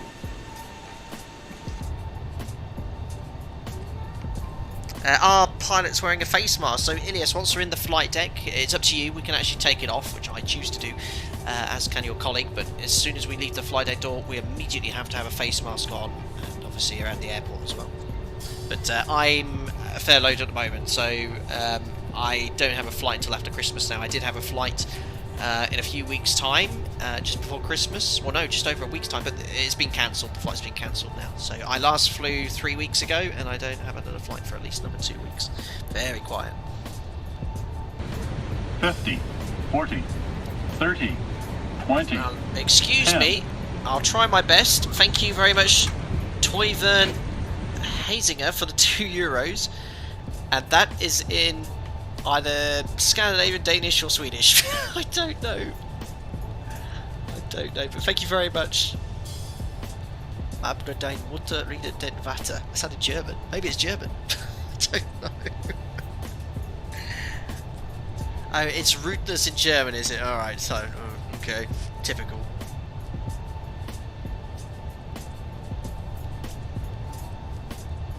Thanks, guys. I have no idea what it is. Says probably someone DM me in Discord. So I don't know what to do. Yes, of course, it's a Friday evening, so keep a lookout at mods. Don't usually stream on a Friday. Tango Delta, are you scheduled rated to fly the MAX anytime soon, Captain, since its approval? Yeah, if the operator gets them, we'll be flying the MAX. Peter Micker said, today I'm getting ready for a flight from Bern to Oslo with a Boeing 737. Very cool. CB's recorded in Manchester. Oh, okay. Be interesting to see how Microsoft Flight Simulator depicts those.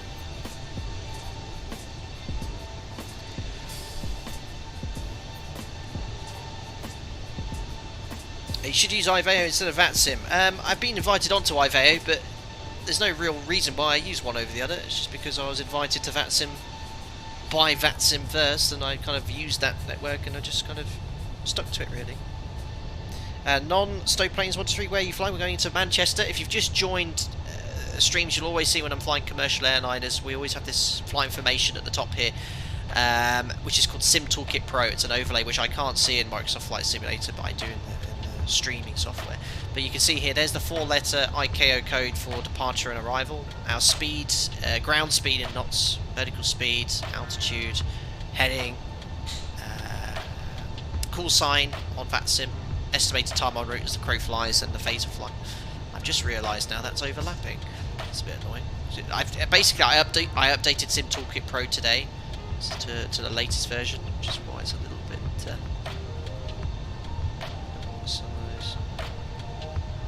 Yeah, look, professional streamer here. Yeah, it's bang in the middle now.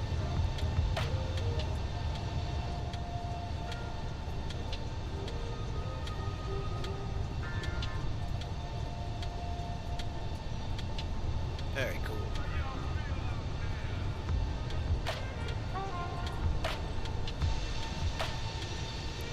Is this the A320NX? Yep, it's the Neo.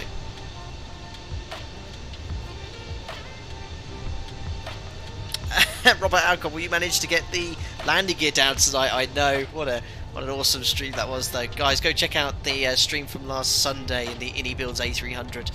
A little bit of a bug in the sim and X-plane caused us to lose all control of the aircraft. We had to do a belly landing, and I also nearly crashed beforehand because I had to use the mouse to control the aircraft. So I started landing.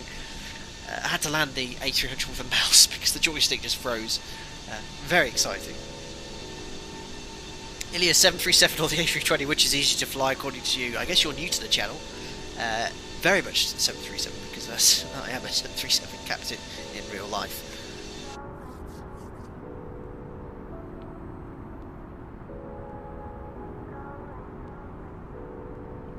Danny Cinder, do you know if there are plans to model the cabin? No idea, I'm afraid. I did butter it as well. I don't know how though, Abby. I don't know how. That was more luck than judgment.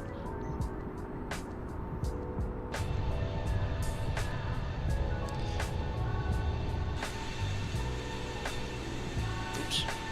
Accidentally knocked the joystick there.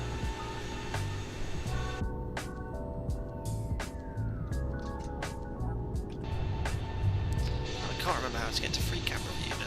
I'm still new to all the different cameras and stuff.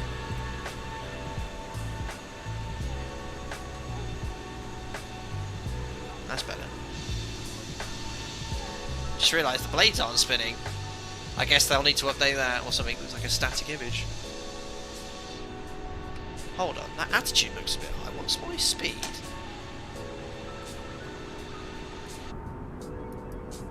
Yeah, I don't know. I think the attitude's a little bit high. I don't know. I've not flown the Airbus, but I don't reckon we should be. Well, the 7.3 will be at around 1-2 degree in the cruise at this speed, but I think this is a little bit too high. We shouldn't have the nose up at 7.5. We should be climbing like a rocket otherwise at this speed. I looked at the external view and I looked like we were about to stall. You know, that's a bit high, a bit excessive. So yeah, I think the flight model still needs a little bit of fine tuning. There could be a limitation in Microsoft Flight Simulators. Yeah, that's a little bit high. Speed it up a bit. We're doing 0.78. I mean, that's pretty quick. Flyby, turn on wing anti-ice for a couple of minutes. Are you joking? Icing? Is that what it's simulating? Is that? I guess that could be a Microsoft Flight Sim thing.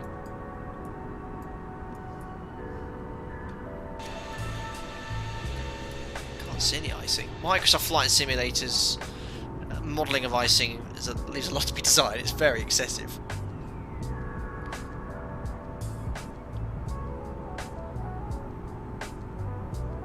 See what that does. Seeing that the N1 is now reducing makes me think there might have been a lot of ice.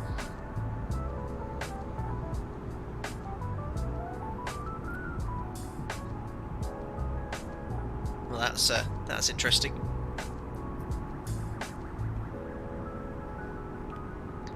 Altitude's lowering, and the N1's decreasing. So yeah. Could be what we had. The altitude's a lot better now, so that wasn't so much the flight model, it was the fact that we actually had a huge chunk of ice on the leading edge of the wings.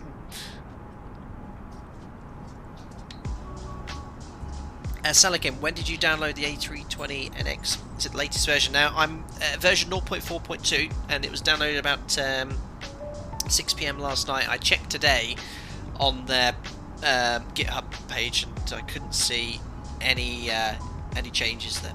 Well, there you go. You're exactly right. Flyby-wire simulations. It was icing, and I guess that's nothing you could do about that. It's just Microsoft Flight Simulator just putting a load of ice on. Oh look, the engines are spinning now. They weren't before. Maybe that was. Maybe they were frozen. I should think we would have been unable to maintain level flight if that was the case. Very cool. Well, that's worked. Let's give it another 30 seconds or so. But yeah, that's not realistic at all, guys. So at this altitude, you're very unlikely to get ice adhered to the wing. It's so cold.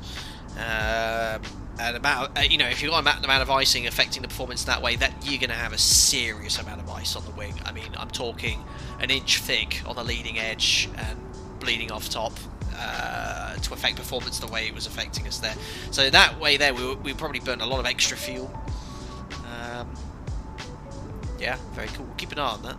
We'll turn it off for now. But yeah, I mean, in the 7.3, I don't know about the Airbus, if you try and use wing anti-ice at the cruise level, you're going to trip the bleeds. There's not enough pressurization in the bleed system to use wing anti-ice at these altitudes. In the 737, you'll just trip the bleeds if you attempt to use the wing anti-ice at this flight level. Right, we've got some ATC, guys. 123920.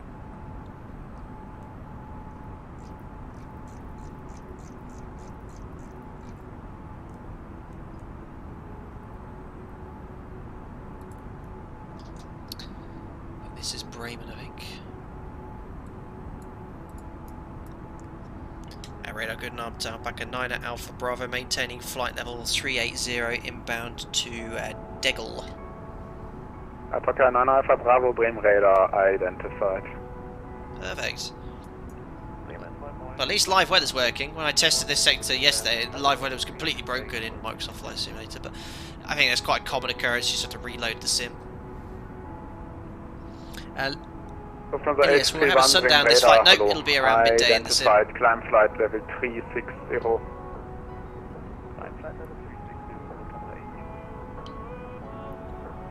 So having a look at the little VATSIM map here. Delta Alpha Charlie im Endanflug Piste 08, bitte aufsetzen und durchstarten. So we won't have ATC all the way to London at the moment, but we'll do for the next 20 minutes. Einmal Delta Alpha Charlie, Squawk Mode Charlie und nach dem Aufsetzen und Durchstarten Rechtsplatzrunde Piste 08. Wind 100 Grad, 5 Knoten, Piste 08, frei zum Aufsetzen und Durchstarten.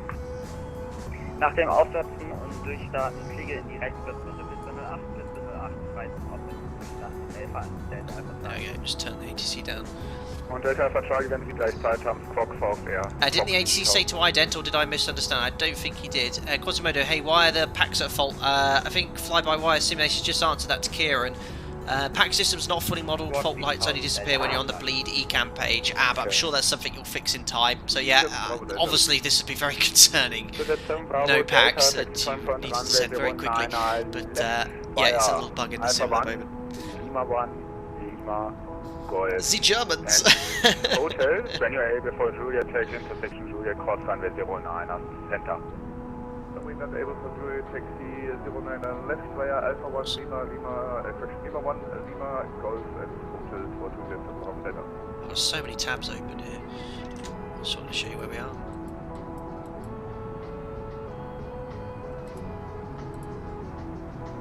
There we are. So just leaving Denmark into Germany. Just overhead Schelsvig. We're going over Freistadt and Tonic.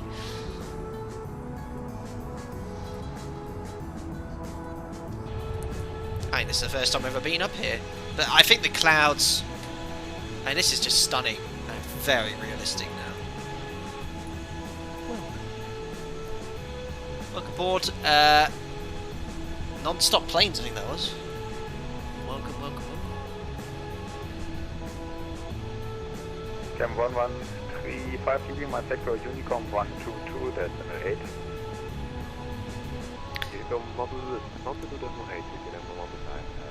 And I've been told off for asking for clearance in German.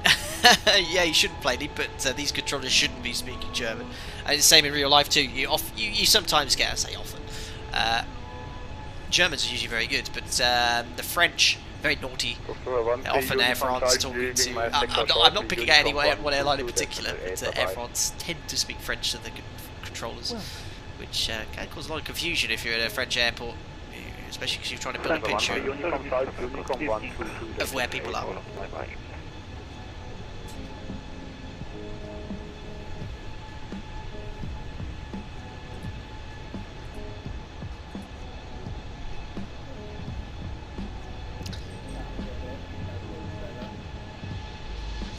There's the moon look as well.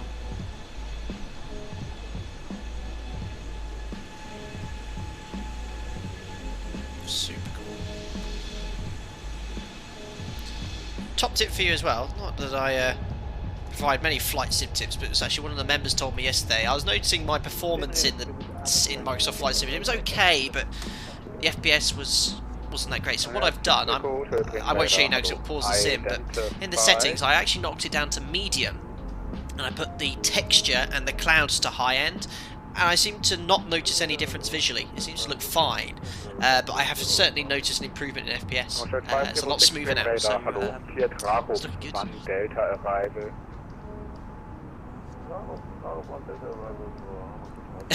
Anthony says the Japanese controllers are too Kilo much. climb flight level 350.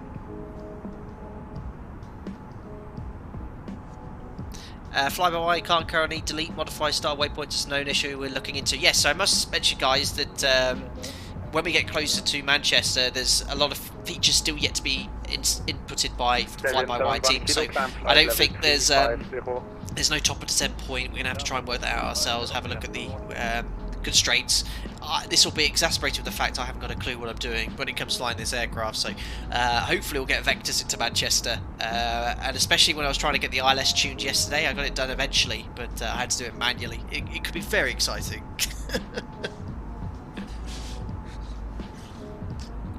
Awesome.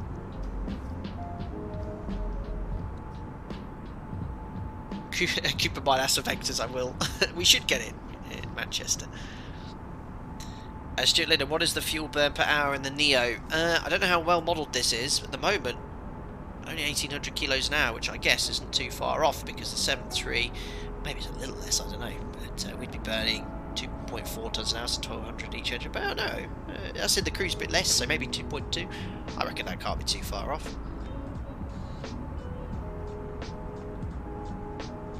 So yeah, we're burning 1800 kilos an hour. In fact, what we could do is a fuel check over Golan on the flight plan.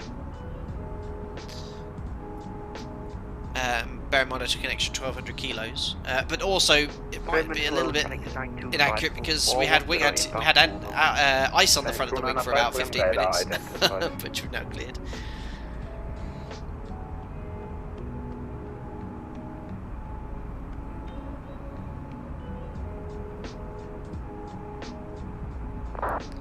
Keep in mind, you can't be worse at identifying top of descent than in-game ATC. Yeah, the Microsoft Flight Simulator's default ATC leaves a lot to be desired, but obviously we're on VATSIM here, so but they usually rely ATC on you requesting descent, so we'll have to try and work it out at least.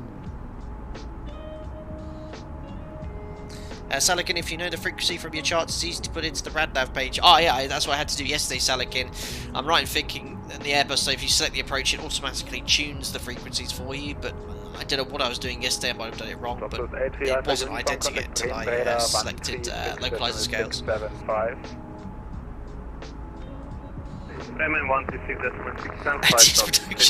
Catching up on the stream, saw you struggling a bit with the zero fuel weight. We got it in DS Productions, it was just making sure that, you know, with this, it's a very basic mass and balance system in Microsoft Flight Simulator. I just wanted to make sure that matched. But the last time I flew the 320, the towless, was 3 or 4 months ago.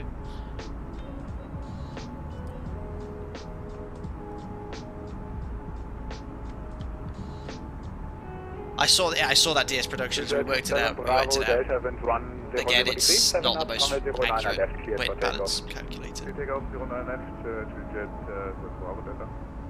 Very good, Anthony. Beto Chicken. Yeah, unknown station. Still no airport named after that. 10 out of 10. Adrian 722 watching. Smash the thumbs up button after this captain. Straight after the captain's struggle on takeoff. It wasn't that bad, Adrian. We got it up. But yes, you're quite right. Smash the thumbs up button. Let's see if we can get up to 500 likes. 728 of you watching. Yeah, most possible. Chicken never gets old, I know.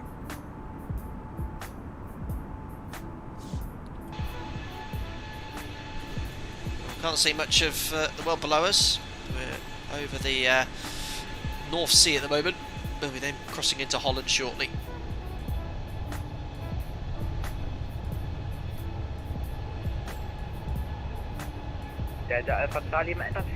More the second, the only thing you really struggled was that ATC frequency. I did forget it. It's why you usually have 2 qualified type rated airline pilots, one to worry about the RT, one to fly the aircraft. I'm now on my own flying an aircraft unfamiliar in a desktop simulator. So it is challenging.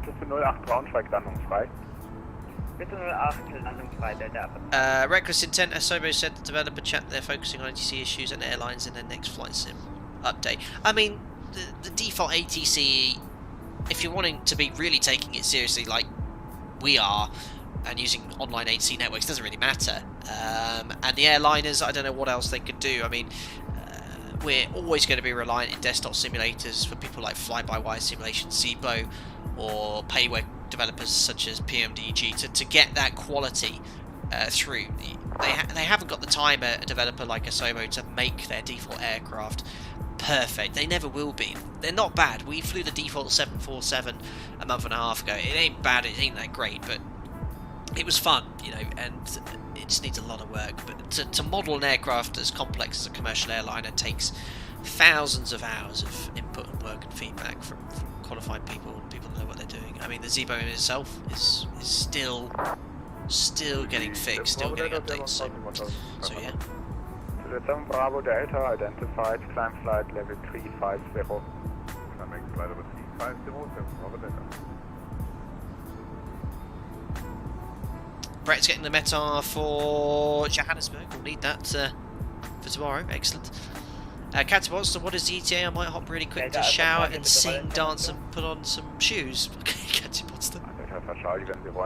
I'm happy for you. Good luck. Am besten jetzt nach eigenen Ermessen. Ich müsste sonst erstmal nach dem Taxiway suchen. Vision thing, it was heavy rain this afternoon in Manchester. Yeah, I think it might be raining by the time we get there still. Nach eigenem Ermessen zur allgemeinen Luftfahrt Delta Alpha Charlie. Oh yeah, sorry, Captain, I didn't answer your question. What is the ETA? Well, 50 minutes as the crow flies, but 10:49 UTC, and what are we here in the sim? So yeah, an hour and 5 minutes. Okay, we have 71 kilo contact Langenräder 127.725.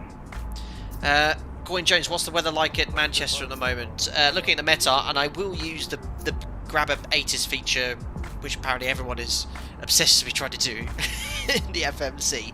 It's actually not too bad, but it's light winds, raining, light rain, bit of towering cumulus around as well. All CBs now, so it could be interesting to see how thunderstorms or CBs are depicted in the sim. So yeah, could be interesting. Enjoy, Captain Monster. We'll see you shortly. Playmate, I only need to answer the once. I do try and read chat as much as I can. Can you try the Sparky 747-400? Again, yes, they are a fly-by-wire equivalent, improving the default 74, perhaps. But generally speaking, this channel we kind of like do, you know, a very high quality aircraft. You know, so right now I think this is the only thing we've got in Microsoft Flight Simulator of this size, which is of actually any not bad, decent quality. So. But I'll be generally sticking with X-Plane 11 for those sort of flights there. I'm sure the Sparky 747 is not too bad. Max recording. It's been forever flying Dead Sim. Hope you're well. Yeah, I haven't seen you pop in for a while, so yeah, I hope you're doing very well, Maxwell. Thank you very much. Identified. Flight Simulation Global, please do a giveaway of Microsoft Flight Simulator 2020. Now, we do frequent giveaways. We're doing one today, doing one for the Manchester scenery. I do giveaways mostly for the members, and Sunday streams we do merch giveaways, but usually we do the odd giveaway here and there. I'm thinking of doing one on Sunday morning, because it's quite a long flight there. We did 3 giveaways on the last kind of long flight stream, which was across the pond a month ago. Andrew, are you using the joystick with your left hand to make it realistic? Well, I'm actually left-handed, Andrew 2010, so my Thrustmaster TCA Airbus joystick is exactly where I would be as a captain. Perfect. Cyprian, if you had the chance, would you swap the 738 for a 320? For a week. I'll do it for a week, Cyprian, just to see what it's like. But I do like the 73 because it is a proper aeroplane, especially when you disconnect. However, you know what, I think this is a far nicer office to work in. It's huge, got a tray table. The 73 cockpit is small. This is much bigger. But I do like this. I do like the 73. Maxwell's a lefty. Captain Panda's a lefty. Fantastic. Rory Heap, I'm really fascinated by the way that you handle both single pilot operations and streaming. Sometimes streaming clearly is a distraction, but always an interesting one. I think you do an amazing job. Well, thank you very much, Rory. It's very kind. I'm better at it now. when I started streaming, you know, a lot of my capacity was running the streaming software in the background, which isn't a huge amount of work when you're, you know, flying along here, but you get better at it, and then you get better at kind of operating single pilot as well. Now, I had such a long period of off flying last year with the original coronavirus pandemic that when I got back flying in July, it took me a little bit of time to actually adjust to going back into multi-crew operations, kind of like 2 or 3 sectors, but you soon get back into the swing of things. Yeah,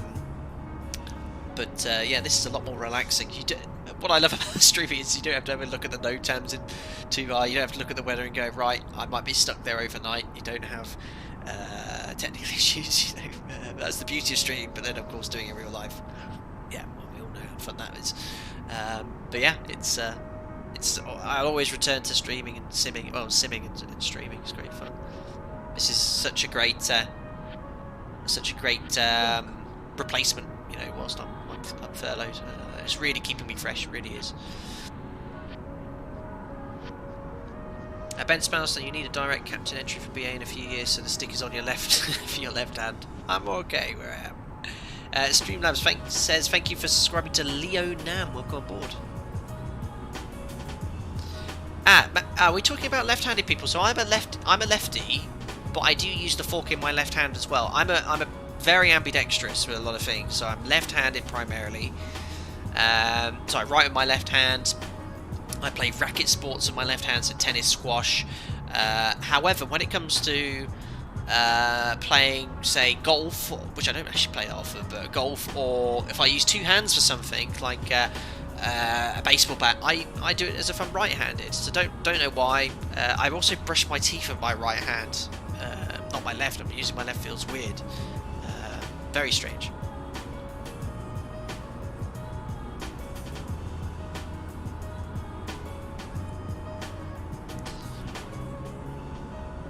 Dave Pilot, are you looking forward to the Aerosoft CRJ? I didn't know they were making one. Is that for Microsoft Flight Simulator? We'll keep an eye out on that.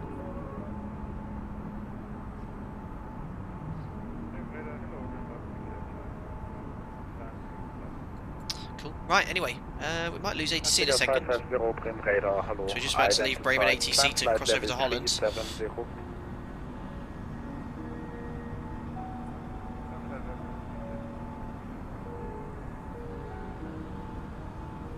Show you where we are. Let's just open up the map. Just over halfway, guys. So yes, we took a scenic routing today. More fun. But bye-bye to Germany, over to Holland. We're approaching Groningen. And Echo Lima, Elba VOR, and then we're making a right turn westbound towards the North Sea. Approaching the FIR boundary. 7 Bravo Delta, contact Bremen radar 123.2. Nothing to see today though, guys, but that is true to Ich habe befürchtet, 123.25, das ist jetzt 7 Bravo Delta. Ciao, schönen Abend noch. Ciao. Very cool. Scenic, just clouds, I know, Captain Banner. Have you got a tailwind or a headwind? We've got a slight quartering headwind here, so what's that? 48 knots, or around about 30 knot headwind, let's say. We always have headwinds in Flight Data Sim live streams. Clouds look amazing, yeah, they do. Ausflug 4072, proceed direct RTIP. Direct RTIP on 477. Yeah, they've nailed it. I mean, they nailed the scenery and the weather. Well, I say the weather, live weather needs a bit of work, but the way it looks, and I don't know how well it's depicted on aircraft like this and things like that. They're hiding those quality big maps. Oh, everyone's impressed with my pronunciation of Groningen. That's because we often route direct to the Elba VOR at my operator with a lot of routing we do east and southeast. So this particular part of airspace I'm very familiar with. And I always know that Groningen is where Echo Lima is. Are you doing well, Burak? Are we in the Despice 50, bus? 40, 30, 20, 10. Enjoying the A320? Yeah, Brad, I really am. I am really enjoying the fly-by-wire version. Thanks a lot, Tao, for the... Tao, you've been donating this for so long, and that... What currencies are RON? I never remember. Google. Where's Alexa? Thanks a lot, Tao, for the 5 Romanian Lou. Is it pronounced Lou? It's not as good as my pronunciation of Groningen, that's for sure. Thanks a lot, Tao, for the Romanian Lou. Sorry, Lufthansa H31. Never been to Romania in my life. Lufthansa H31, reduced Mac decimal 76. So there we are. Overhead the Elba VOR. Right turn now to Super. Cheers, Tao.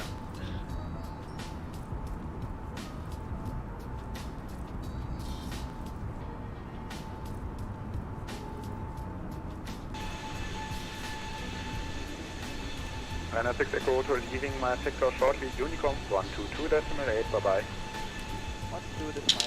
Are those sausage rolls I can smell?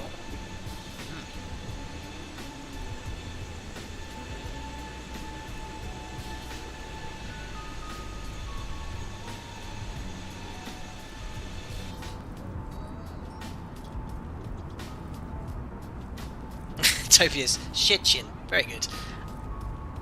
Brad, would you learn to fly Airbus in real life too if you had the opportunity? I found this pilot in Jamaica on YouTube who one day flies an Airbus, the next day flies a Boeing. Well, you can get 2 type ratings. Unusual for an airline to do that with 2 different fleets, but a lot of airlines do say you fly the 7.3 and the 7.8, but I didn't know that there may be some that do split type ratings.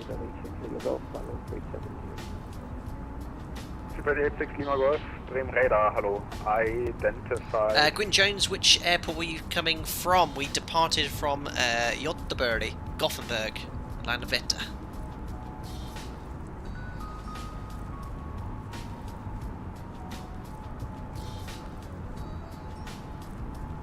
I've been looking at my Swedish, didn't I? Gukvel, which I only remember to say once. I was practicing before the stream, wasn't I?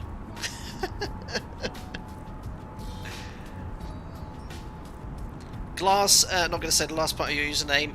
Will you convert to the Max? Yes, eventually, when we get some. Zach, be quiz today? No, I'm not going to do a quiz, but I will be doing a quiz on Sunday stream, which will be early in the morning in the UK.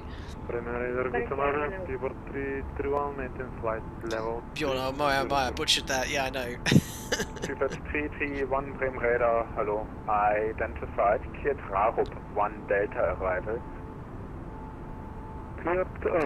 Abby, I like how you can take the drone camera all the way to ground level and it still follows the aircraft. Yeah, it's a powerful tool. You can really take some nice screenshots, like the screenshot, the thumbnail for this stream. I used the drone camera, which is pretty cool. Amsterdam 121.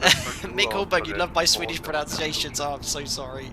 I mentioned it before, I was rubbish. I was rubbish at school at languages. Oh, shut up, you.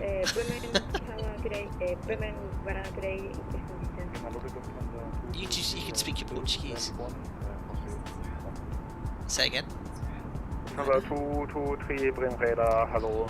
Anthony, which means early in the morning for me. Yes, if you were to watch that live, you'd need to start watching at 7 AM. You'd be like at 1, 2 in the morning. 4,000 feet, squawk 1,000.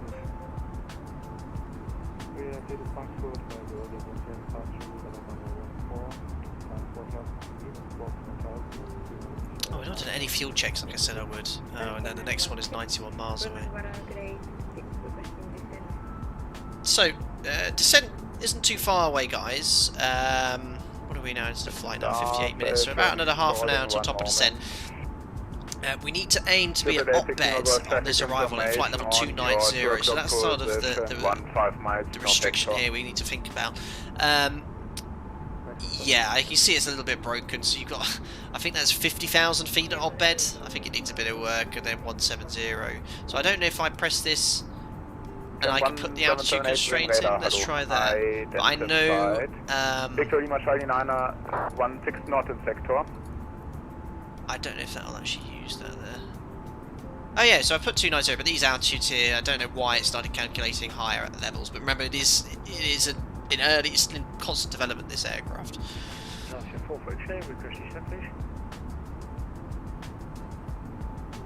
I'll have a look, Brad. Richard Cunningham. You see on his channel, he flies about 5 different airlines. Very cool. There's no point anyway since there's no VNAV. I know. Boardies will just be doing. What do you call it? What do you call level change in the Airbus again? Open descent. Is that correct? Can't remember. Faisal Nasir, I wonder what conversations you have in the cockpit during long haul flights. Identified. Some I'm not going to discuss. Jam 1778 Spring, hello, identified climb flight level 260. Op climb descent. What does open climb descent? I think Showbrody means that. Good day, kilometer 355. Steve Mayer wants some sausage rolls, by the way. Cam 035 Bream radar, hello, identified. Cam 2 for X-ray, proceed direct Kerax. I think he was meant to hand me over to Unicom because I'm looking here, there's no ATC in this sector. I'm just going to give him a little nudge. I missed the call.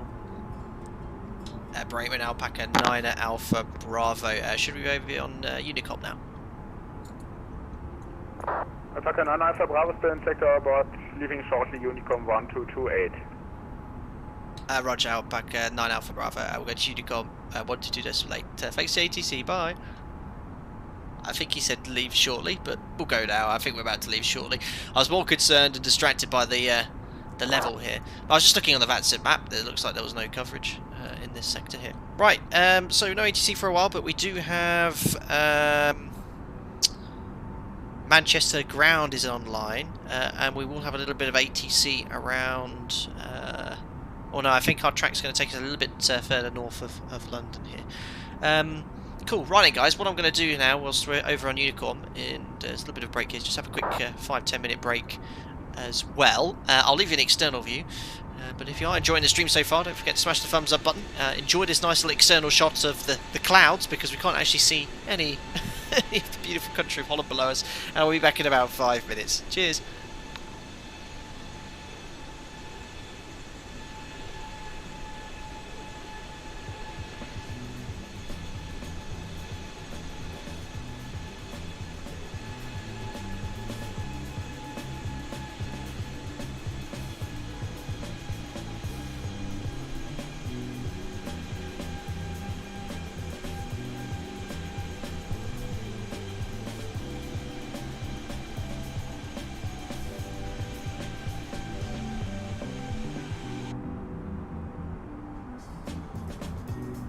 I was just about to go, but I was a bit concerned the aircraft started descending. I think it's okay. I think it's okay. Right, I'll see you in a bit, guys.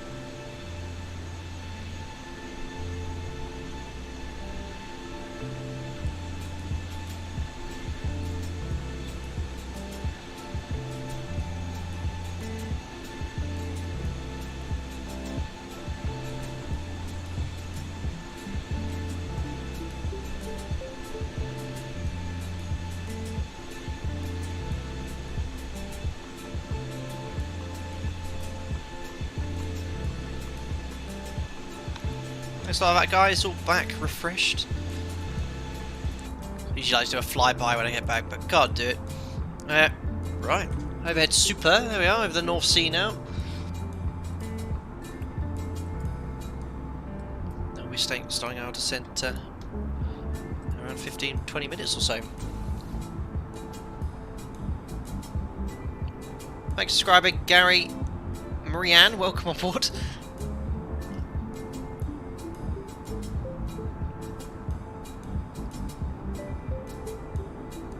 Stapler view, I know Paul Smith. If it was X-Plane 11, we'd be stapling all the way. The top right of the PFD says flight level 390, but the out is currently 380. Ah, did I? There we go, that's better. I must have knocked that at some point, or accidentally set 39, but we want to be at 38. Right, anyway, so restriction-wise, we know that the VNAV, or whatever the Airbus equivalent is, not working. But we need to be at op-bed at flight level 290, so we've got to lose 9,000 feet. So we'll aim to do that around, how many minutes out? If we do it 5 minutes out, we can just do 2,000 feet per minute to make sure we make that restriction at op-bed to be at 290. Should work out well. Are we being iced again? I don't think so. That issue we were having earlier, where we were up at 7 degrees, that we're still down at that's a much more sensible attitude. Super 6 Bravo, as a real pilot, how are you finding Microsoft Flight Simulator? Isn't it very lacking? I know this mod well, but it's nothing compared to X-Plane. Yeah, I haven't made my mind up with the flight dynamics yet, which is obviously a very important element of it. For GA seems great. For this aircraft, I don't fly the Airbus, but everyone tells me it is very good. I think it's there, but you know, and every time I go from Microsoft Flight Simulator back into X-Plane, it feels so much more fluid. That's the best way of describing it, really.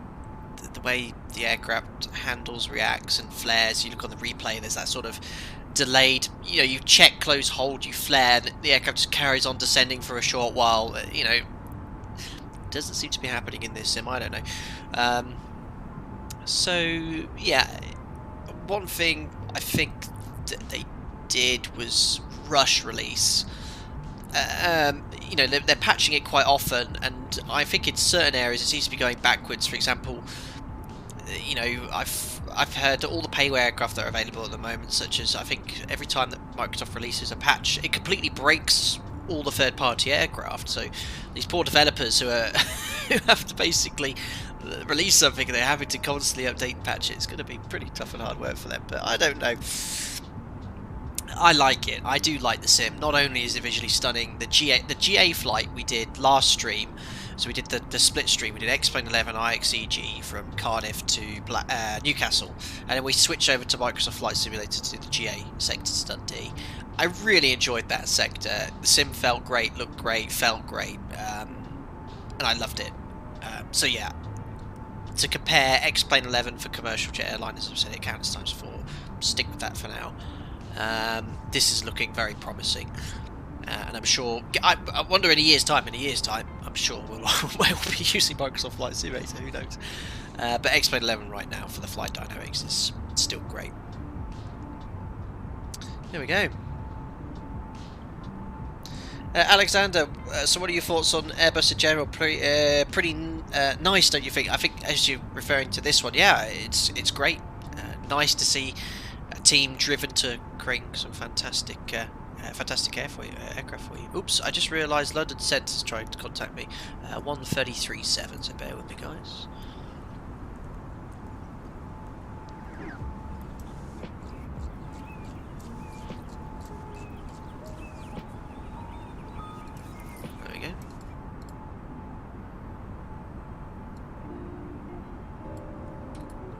It's all turned up again. London Centre, good evening, Alpaca 9 at Alpha Bravo, maintaining flight level 380 inbound to Sopec. Alpaca 9 Alpha Bravo, hello to London Control, Rosen 1 Foxtrot arrival, you can redirect to Gold, landing 23 right. Rosen 1 Foxtrot arrival, and route director Oddbet, expecting 23 right, Alpaca 9 Alpha Bravo. Alpaca 9 Alpha Bravo, route direct to Gold. Where? Oh, direct to Goals, Alpaca 9 Alpha Bravo. Goles, Goals. It's been such a long time since I've gone to Manchester. In flight deck. Nav. Hello. there's Goles. So I think this all works, doesn't it? Direct, Goles, insert. Oh, is that correct? Yes, it works. So that's interesting because they're giving us a direct now. Like this, actually, the restrictions we had before. Oh, someone actually got a restriction at Goles there. Let's when ready, flight level 140, level Goals.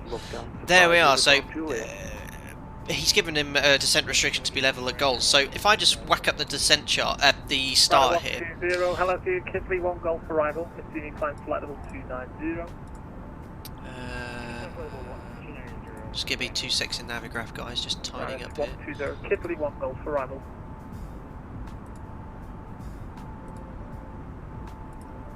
Navigraph's wicked. They've got this overlay feature. It's fantastic. Actually overlays it over where you are. So we got direct to Goals. And remember, Opbed, I said we had to be level at Rossum 1 Foxtrot, flight level 290 by Opbed. When you get a direct, technically you can disregard that previous restriction. It is always worthwhile checking with ATC. Okay, direct to Goals, would you still like us level 290 level a beam Opbed? But usually they'll say that's fine if they're giving you the direct. And ATC in London are very good because they'll tell you straight away, okay, route direct to Goals, please be level 290 a beam Opbed. But getting the direct there, he's not said anything. I'm happy that that's not the case. And at Goles we do have a restriction to be at flight level 170 anyway, so we need to work that out. So Goals 140 miles away, 10:31 in the sim. It's 12 now, so we've got another 20 minutes to go. Willow 3 Bravo arrival then. Willow 3 Bravo. So we're going to be at 38,000 feet at the moment. Goles, we've got to be at flight level 170, so we need to lose 21,000 feet. And let's say if we descend at 3,000 feet per minute, so 21 divided by 3 is 7. So if we start our descent 7 minutes before we're out, so I'm not running it live time, but in the sim.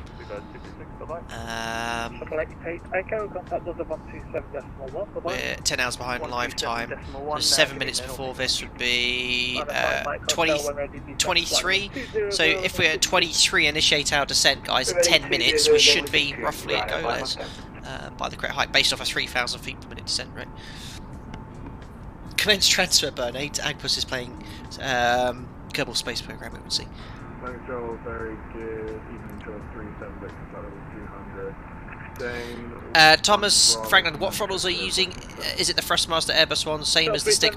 They actually very kindly offered me to send me the thrust levers. I honestly, because I fly 99% of the time with the auto throttling gauge, I didn't really see the need for them, so I just said, I'm very happy with the joystick for now.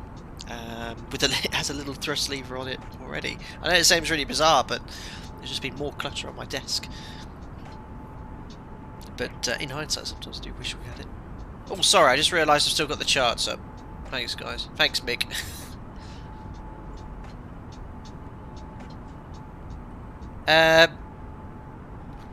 What runway did he say? He's 23 right, I think. 23 right is the usual landing runway in Manchester. Runner 991, you leave my... Oh, no, it's just come online. You can contact... Axel Golding, we need Kerbal Space Program streams. Guys, under wraps for now. Under wraps for now. But there is something coming very soon. There is something coming very soon. Related to Flydeck to Sim, but it won't be Flydeck to Sim. It'll be on YouTube, but it is coming soon. Because previously I have streamed other things on here Apex Legends, we've done War Thunder and stuff, but my subscribers here are generally mature guys who are wanting to learn about simming, and I don't want those guys to be put off by what I'm doing, so there will be a second channel being made, but where you can watch me play video games and stuff like that. But that is all on the wraps for now. It's pretty much ready to go. And the thing is, well, Mariana will be using it as well. So, Moen, amazing idea. You sound so surprised. Most of the members know about it, or some of the members know about it. But yeah, so they'll be completely separate. This channel will always be my priority, which is streaming flight sim, and it'll always be that, and I'll always be doing that. This other channel will give me an opportunity to stream some of my other things, my other passion, which is gaming. I've been gaming for my whole teen, before that teen adult life. So everything from strategy to simulation, truck sim, we're going to do Apex, we're going to do Call of Duty, we're going to do City Skyline, you name it, we'll do it. Among Us, yeah, and the thing is, Marianne will be running it as well, so she'll be doing streams as well of Among Us. She is absolutely addicted to this game, but actually she's really good at it. I mean, really good. So yeah, that'll be coming imminently. ATC called you. Did they copper mine? It's coming, Tim Fraser. It's nothing officially launched yet. We're just getting things set up in the background. But yes, I'll be primarily using this. I'd say I do 3 streams of Flight Sim and then 1 on the other one. But the thing is, and other Flight Sim streamers will tell you, setting up a stream for Flight Sim is a lot of work. It is not... Back in 9 Alpha Bravo, go ahead. Yeah, when ready, descend flight level 140 level goals. When ready to send flight level 140 level goals, back in 9 Alpha Bravo.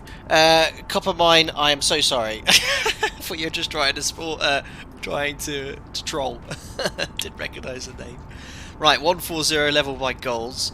So as we said, we wanted to be initially, we said 170, so if we take another minute before, so we'll say it will take us 8 minutes to initiate that descent. That's going to be at 10:31, so let's play on the safe side. If we say at 22, we start our descent, and then we should be level of that restriction. We'll descend then in level change or open descent mode. I haven't even set up for the approach. Oh my god, I've been too busy looking at chat. Oh no. Oh dear, right.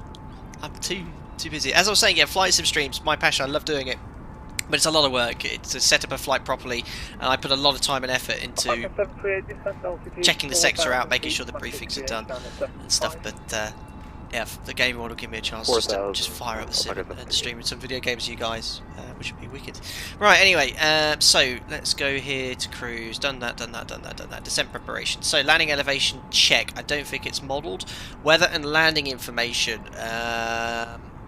I know you guys keep telling me I can get the weather, which is a fantastic feature they've added here, but just to save time, I'm going to look at the meta, which is all the ATIS is in VATSIM, is that. We've still got 3 minutes till top of descent. Oh, lovely. We've got right now in Manchester showers of hail. We've got hail, 1,800 metres visibility, scattered at 500 town cumulus. Lovely. Really looking forward to this approach. Great. In an aircraft. I haven't got a clue how to fly.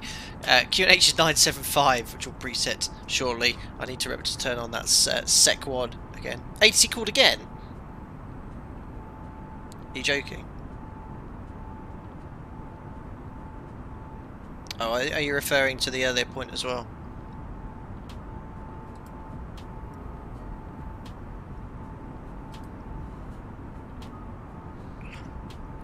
Yes, we do have hail. Right, FMGS arrival page. Check.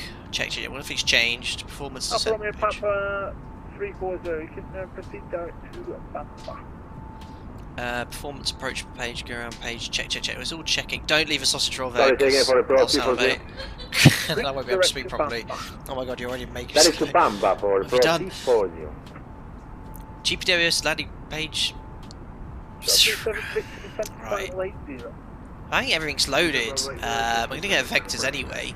So that's fine, and that means I think the ILS, does the ILS fly-by-wire simulations, if you're still here, does that automatically tune, or do I need to go to the RadNav page and put this in automatically? Can't remember. Performance, that's all I need to do. I'm doing it, I'm doing it. Under control, good evening, airport. How do I select my approach speed, descent, next phase? Oh my days. Right, I think we need to start descending now anyway. 20. Yes, it's automatic. Thanks, guys. Should be automatically filled out. Double check RadNav page to be sure. It looked a bit blank there at the moment. I've definitely got the ILS tuned. I think I've got the ILS tuned. We'll have a look at that shortly. 50, 40, uh-oh, additional distractions. 20, 10. I think all the speeds are in. Thanks a lot, Tim, for the £2. Looking forward to hearing more about the new channel. We'll let you know, Tim. All in good time. All in good time. We'll have to add the ILS frequency if it's not already in the RadNav page. Thanks, guys. But at that point, we're going to initiate descent now. Is this a pull or a push? A pull, I think. Is it a pull? Engage vertical speed. Like a 738 descent, altitude 3,000 feet, speed 180 knots. I'm going to pull it. Oh, down we go. Yeah, I think pull, thrust idle, and open descent. And now what speed is it going to descend at? I don't know. It should be 140 goalers by that. Pull! I did it, guys. You should be proud. So anyway, let's just do a little bit of a quick briefing here. So we're already inbound to goals. Nice shortcut from ATC. I just want to make sure that we're... Oh yeah, top of the sensor chat. Sec 1. Oh yeah, Sec 1. You're saying it now, okay. Right, okay, it's back on. Otherwise, I guess we'll have major problems. So yeah, we're going to go from goals. The full arrival then actually takes us round here, up there, all the way round to Manchester. I don't think that's going to happen. I reckon we'll get vectors. If not, we'll just leave the coded routing in here, then update the FMC accordingly. Approaches then. ILS 23 right. I'm so I completely forgot about this, guys. We're too busy in chatting away. There we are. So there's the ILS 1095. So I'm going to put that in manually on the NavRad page. Just destination data. I'm getting there. I'm getting there. QNH forecast is 975. I'll keep looking in chat in case I've forgotten something important. Temperature is 4 degrees. The wind is variable at 2 knots, so let's just put 2302. I guess it gives us something to think about. Transition altitude in Manchester is 5,000 feet. MDA for this approach. Oh god, I've just realised I'd Navitrav trials. I'm still sorry. This is why I don't like using it. I like Avitam because I can see what you see. Minimum for this approach, you can see, look, MDA Cap 1 is 449.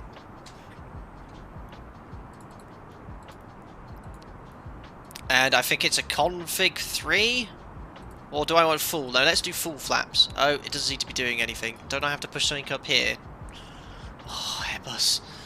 My days. I swear there's something I need to push up here, which is, it says like config 3.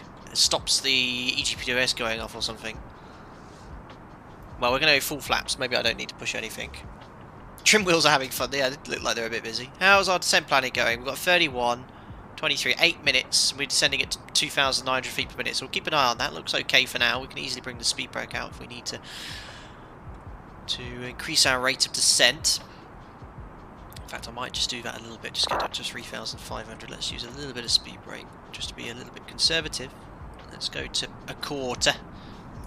Yeah, I mean, you know, idle descent descending at 3,000 feet per minute, that's okay, you know. I think that pitch and power looks alright. I'm really impressed. Attitude maybe a bit low, below the horizon, but that's it. Next phase then, let's just go to the RadNav page to put these frequencies in. 1095, let's go with that then.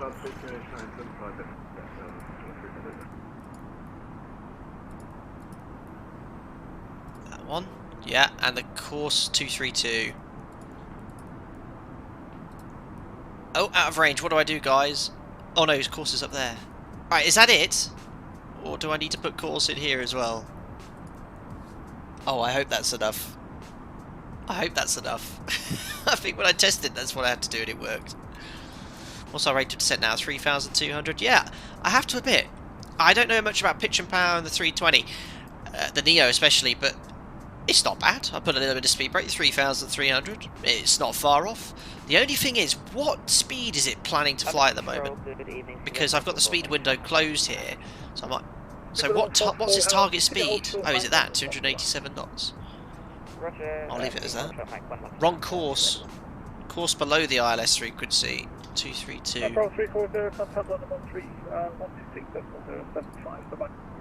Yeah, it won't let me put it in though. Look. 126. Line select key 4 left. Won't let me put it in. Turn left heading 290 degrees. Don't know. I hope that's enough. The ILS course doesn't work. Thanks, Flyby. Is that enough though? Fly-by-wire simulations. Will it at least fly the approach? Cool, man. Look at that. Sorry, I've just been distracted. That looks epic. That is so cool. Don't worry about flying the plane. Enjoy the view. Yes, that's fine. Thanks, Fly-by-wire. I trust you implicitly. See, you made the plane. But yeah, I know there's some features missing, but it you know, give yourself some time. You'll be having a fantastic little Airbus here. It's already really good.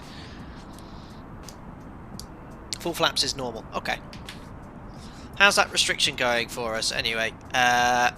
32. Time is 28, so we've got 4 minutes to go. We need to lose 7,000 feet in 4 minutes. So yeah, we can actually get rid of that speed brake. Always good to be a bit conservative with the restrictions. There we go.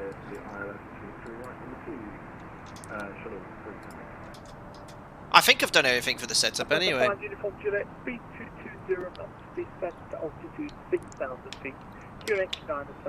Those clouds are gorgeous, I know. With a bit of engine anti-ice needed here. Immersion wise, brilliant, absolutely brilliant. 975, Lufthansa 5 Uniform Juliet. London Control, good evening, sir. iPro 149er, fly level 320. Getting really good performance as well. Direct, scramble VR. Sec 1, done that one. Spectate, aviate, communicate. You've got it, Anthony. Just looks wicked. 0546 on the box. Oh, guys, just can't wait to see some commercial airliners in this sim. I think it could be really quite promising, because we're talking about the flight model and flight. I mean, the picture power here looks spot on. Well, we're quite close. Again, we need a Neo pilot to go. Yeah, you know, that's really good. So I don't think we got any Manchester radar here.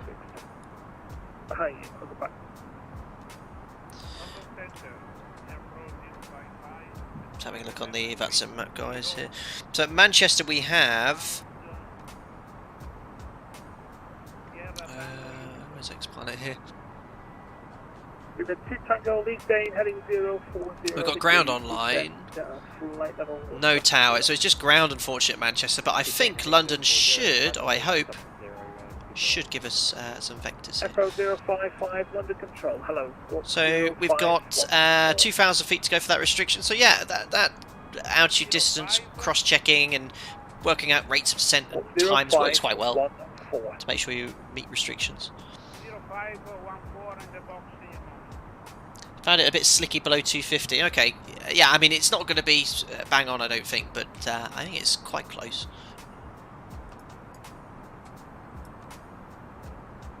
Yeah, a bit conservative perhaps. So 20 miles out and only 1,000 feet to go, but yeah, it worked out okay. Now, how do I go vertical speed? Don't push it. Do I just open it up? No. So how do I get it to actually engage? No, don't. Is it pull? Pull. Yeah, vertical speed of 1,000. So that's a bit aggressive. Pitch, but... I don't like this speed window being closed. Alpha Bravo, descent flight level 80. Descent flight level 80, Alpaca 9 Alpha Bravo. Oh, so now it's gone back to open descent. And what I'm going to do is open the speed window because I don't Alpaca like... 738, welcome to Manchester, take a right onto Bravo. I don't like the fact that it's flying whatever speed I want. Now what's it doing though? So basically it's in open descent, it's level change, but I guess it's now, the auto throttle's going to maintain 250, I hope. Ah, good, so this guy's vectoring onto 23 right. Pull the speed selector to open the speed window, set, and then pull... Captain Monster, if you push it, you'll automatically level off. I found that out earlier. Awesome, awesome. Look at this weather though, absolutely awesome. Don't forget, the weather in Manchester is grim. Pull to go to 250. Pro 892, contact London 126.075. Ah, so now is it pitching to maintain 250 in open descent? I think I understand. Very cool. Yes, Manchester. Weather's improved slightly if the latest METAR. It's no longer hail, but we have got turn cumulus, 700 feet, and rain. So it could be quite fun. We're doing it together. That's why I love flying aircraft I'm unfamiliar with, because I can use my sort of background knowledge of my experience only so far, but when it actually comes to operating the system of this aircraft, brilliant for you guys. It's fantastic. That's why I love the streams. They're so interactive. Awesome. So there we are, 250. This is how I want it, in kind of level change. This is familiar to me. So yeah, QX 975 and left heading 020. So I hope I don't get too much of a shortcut here. We're going to keep going inbound to Goles for now. After Goles it's direct to the Pole Hill VOR. Shuttle 376 to contact with tower 118.65. Bye-bye. Jamlin says, looking outside I can confirm that the weather in Manchester is knickers. Brilliant. Ah, this is the CRJ Misha van der Berg that by Aerosoft and Microsoft Flight Simulator. Is it any good? I'll give it a go. Oh look, we've actually seen a little bit of ground. It's the first time we've seen any ground, all sector. Cool, yeah, that's actually looking really nasty, if I'm honest. I don't have any accurate weather radar, but I'm telling you what, if I put the weather radar on there, it would be... 9 Alpha Bravo, lead goals heading 260 degrees. After goals heading 260 degrees, Alpaca 9 Alpha Bravo. Is that initial vectors for 23 right? It will be, yeah. Thanks. Shuttle 10 Foxtrot, squawk 0525. Right, in that case, what I'll do, as soon as I go to heading, here comes goals now. Route direct to the centre fix. Yeah, that looks nasty. You probably don't want to head into that without having a good assessment of the weather. But it's Microsoft Flight Simulator, we grand. Right, there's goals. Let's go now, heading select. And that's a pull, isn't it? Flight level 190. How do I... There we are, pull. And there he goes. Oh, I'm airbussing. I am airbussing! Direct now to the centre fix. But I know when I execute this, it will Airbus routes direct to it, doesn't it? So I have to go back into heading afterwards. Left 320, okay. Pro 149, contact London 126.075. I guess that's just a bug as well, the fact that it's all got these dashed lines still, but... Oh, it's actually stayed in heading as well. I think in the real air, on the tow list anyway, it used to actually go off on that heading.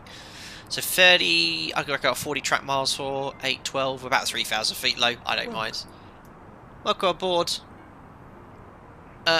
J Games, hope you're doing well. I think we've had the engine anti-ice on the whole time, whoops, but we'll leave it on now. We'll do the post-cruise checks as well. I'm actually going to turn the music off here because I want to have no distractions. Whether we're at 10,000 feet, landing lights on.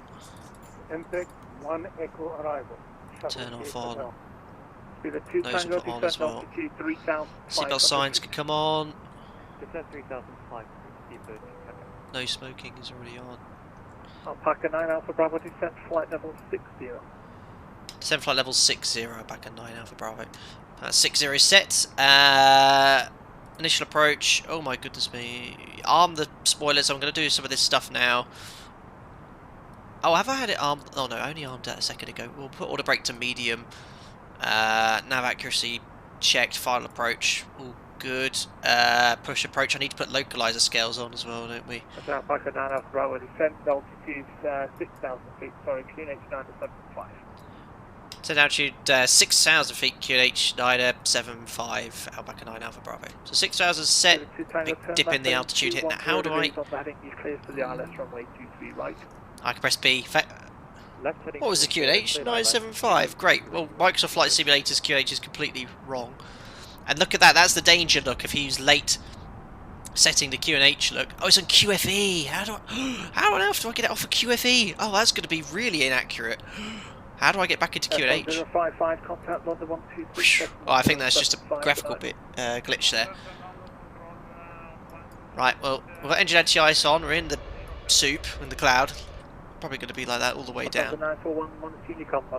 Now, where's my ILS? How do I make sure my ILS comes up? I want to bring the speed back as well. So 20 plus 10, about 30 miles, so we need continuous descent here. Transition altitude man is 5,000. Okay.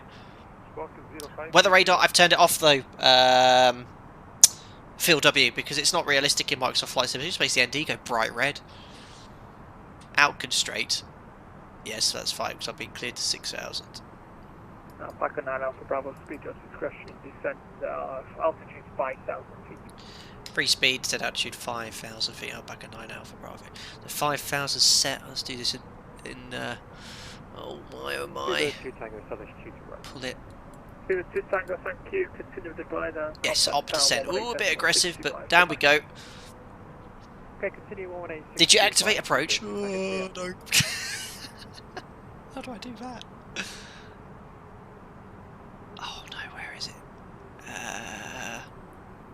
No, it's... I can't remember which one it is. How do I activate approach mode? Perf. Next phase. Ah! Oh, I saw it. Activated. Confirm. Ah, I have something. What's the ident in Manchester? India November. I've got India Mike.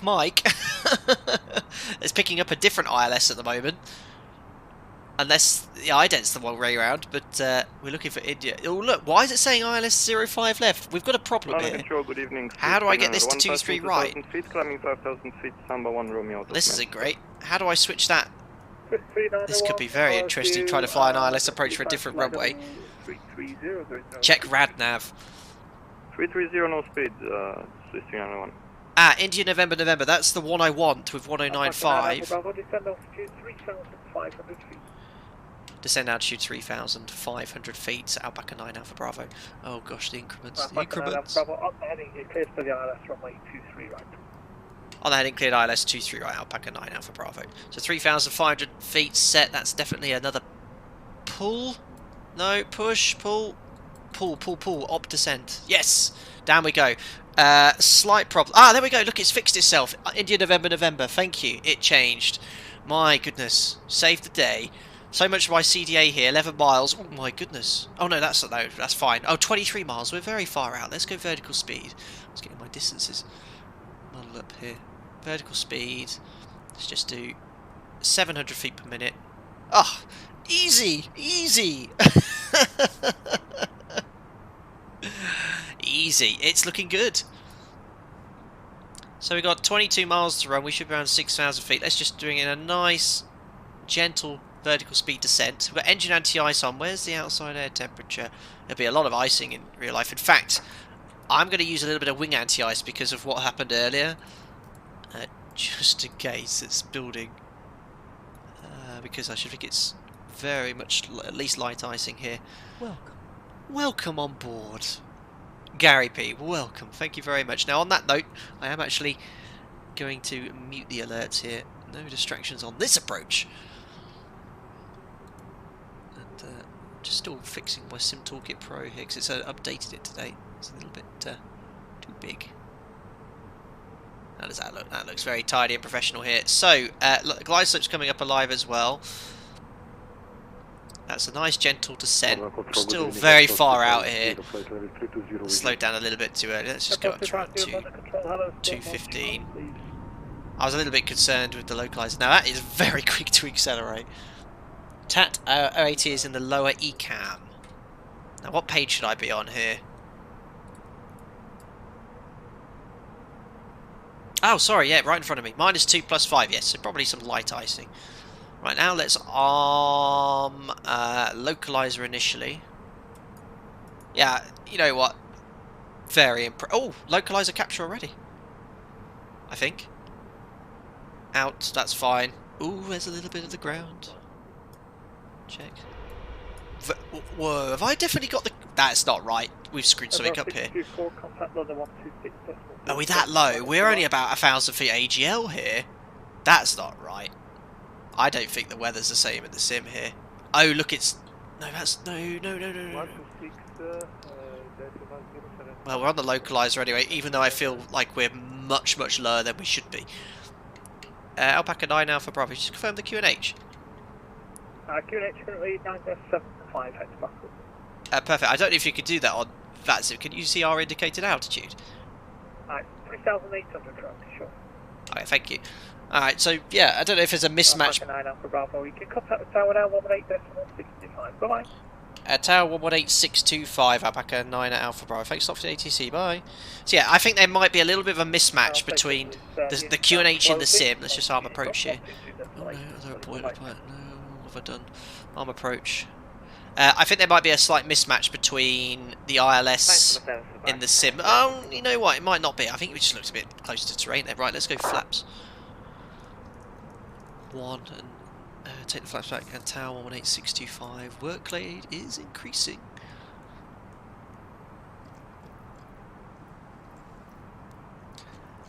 I hope we're descending on the glide slope, by the way. We are. Perfect. Glide slope capture. I'm going to take a flaps 2. Oh, I did that. I have a horrible vision of the London City stream where I selected flaps 2 a bit early. Very brief flap exceedance there, but otherwise, I think we're looking okay. I think the sim real well. Look at that. It's like a 20 knot tailwind. Goddamn Microsoft Flight Simulator. I think the QNH was a bit off as well. Manchester Tower, very good evening. Alpaca 9 at Alpha Bravo. ILS 23 right, approaching 9 miles. Alpaca 9 Alpha Bravo, Manchester Tower, runway 23 right, to land, wind 17, please, 3. Wait, 23 right, clear to land, Alpaca 9 Alpha Bravo. Right, I think we're okay. 8 miles.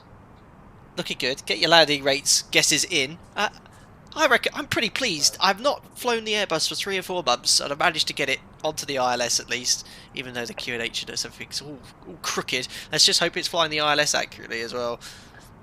23 right, yeah, we've not even looked at landing performance. I'll take the first exit on the right. There it is! I see it through the mush. There is the runway. Bit early, 7.5, but I'm not very good at airbusing, so we'll configure now. Gear down. Let's take flaps to 3. Landing checklist, start switches, continuous recall check, speed brake is armed. That one to check. Landing gears down 3 green, order brake is set to medium. We'll select landing flaps 40. Now, what was our approach speed? Again, I can't remember. Where on earth to find that? Oh, V approach 125, and I don't add 5 knots. I think I just put 125 in. So flaps we have full, slats as well. Checks complete, clear to land. Look at this. Look at this, guys. We've airbusted Microsoft Flight Simulator all the way to Manchester. Thanks again to Mako Simulations. You're about to see his early access scenery as well, which I'm going to give away once we get onto stand. Very, very cool. So make sure you stay tuned for that. Oh yeah, I just want to get ground on standby here as well before I disconnect. 1 to 1850. A320neo via Mike 19 up runway 22 right behind. Upland aircraft final from 8 Tom Jets 2+14. Oh, that's radio tuning panels needed. Right. So I'm going to disconnect the autopilot now, and I know I'm going to do it the Airbus way, guys. I'm going to wait until it tells me to say retard before I disconnect the auto throttle. Right. Autopilot disconnected. I will follow the flight directives. I forget you don't need to trim an Airbus. You just fly it onto the flight directives, and it does all of that for you. Come on, auto throttle. Give me that 125 knots. I don't want to be going much slower. Oh, 5 knots below my approach speed here. Checked. Yeah, I'm not following the flight directives, okay? Look at the glide. The flight directives are off. Glide slope showing me 1 dot high. Look at the Pappies, 3 whites. Back onto the Pappies. Top tip, if the flight directives are not giving you the correct guidance, get rid of them. Except he's not in managed speed. What does that mean?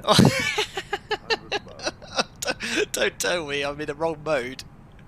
It's fine, it's fine. continue. Yeah, I think the QNH is a bit wobbly here. Right. Turn the sound up in the sim. All 3 reds, a bit low. Thankfully there's no rain or hail in the sim. Back onto profile.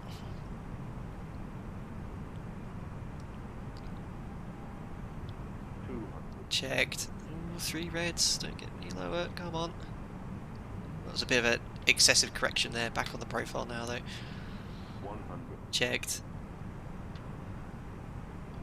50, 40, 30, 20, 10, 5. They didn't tell me to retard! Oh, what a float. Oh, come on, get down. There we are! Right, I guess speed brakes up, reverses. I had to close the thrust levers. Right, speed brakes up, reverses, only at 45%, 60 knots, manual braking. We'll take the next high speed here.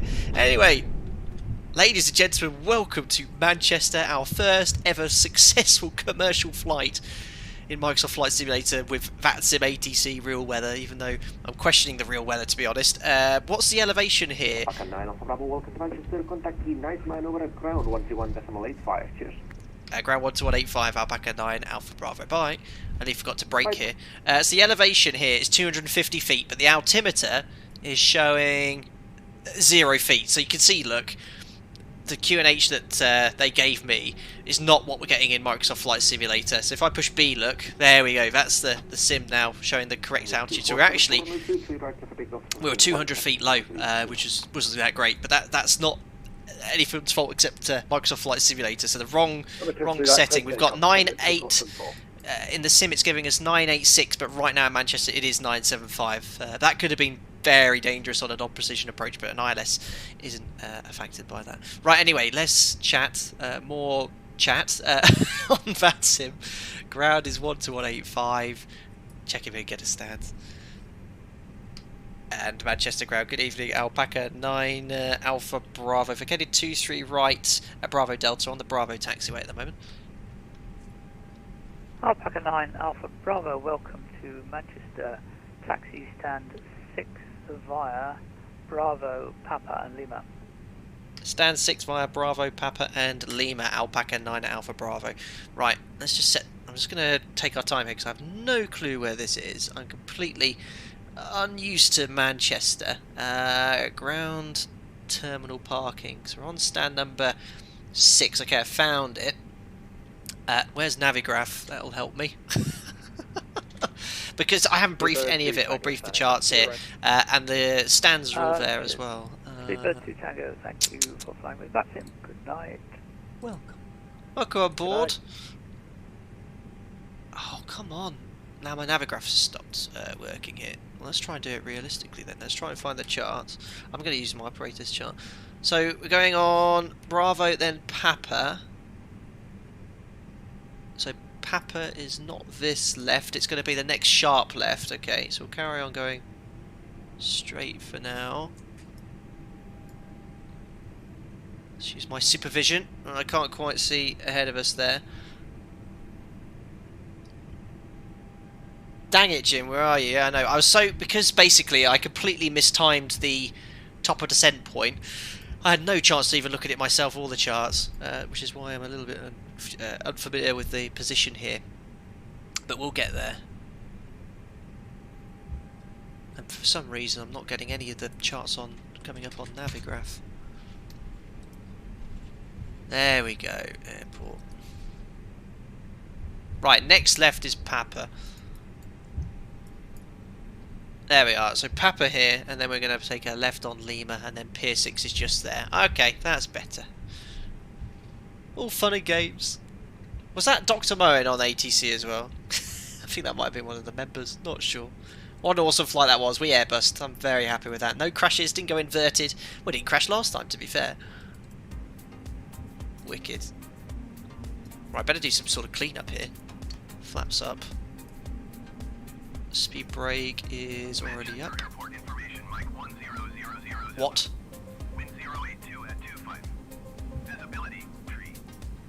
How do I turn that off? And the default ATC here. Right, just bear in mind the stand numbers aren't yet modelled with this early access Manchester scenery from Mako Simulations, but it is coming shortly. We'll have a look around it. I'm going to give away a copy as well. Oh, APU, very good. Just testing you all. Engine wing anti-ice can come off. Oh, shut up, default 80s. There we go. Oh, gosh. Right, where's stand number 6? That's the next question. Right, I think what we're going to do... Oh, there it is. Perfectly. I'm just testing you guys. Here's stand number 6.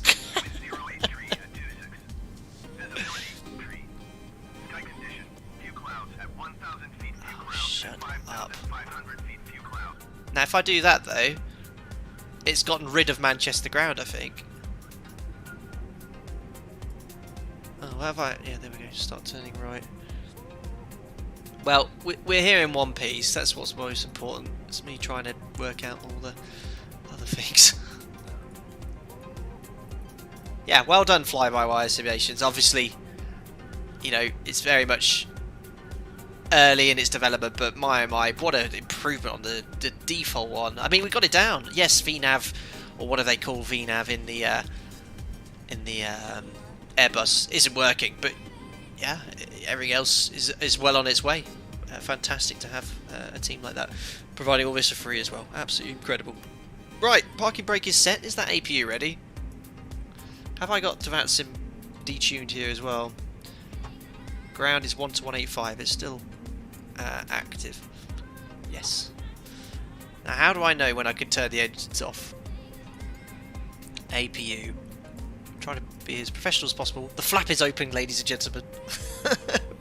Fly-by-Wire Simulations, thank you. Yeah, no, you're most welcome, and I hope this stream goes out to a few people and helps promote it, because you're doing a fantastic job. Well done to you.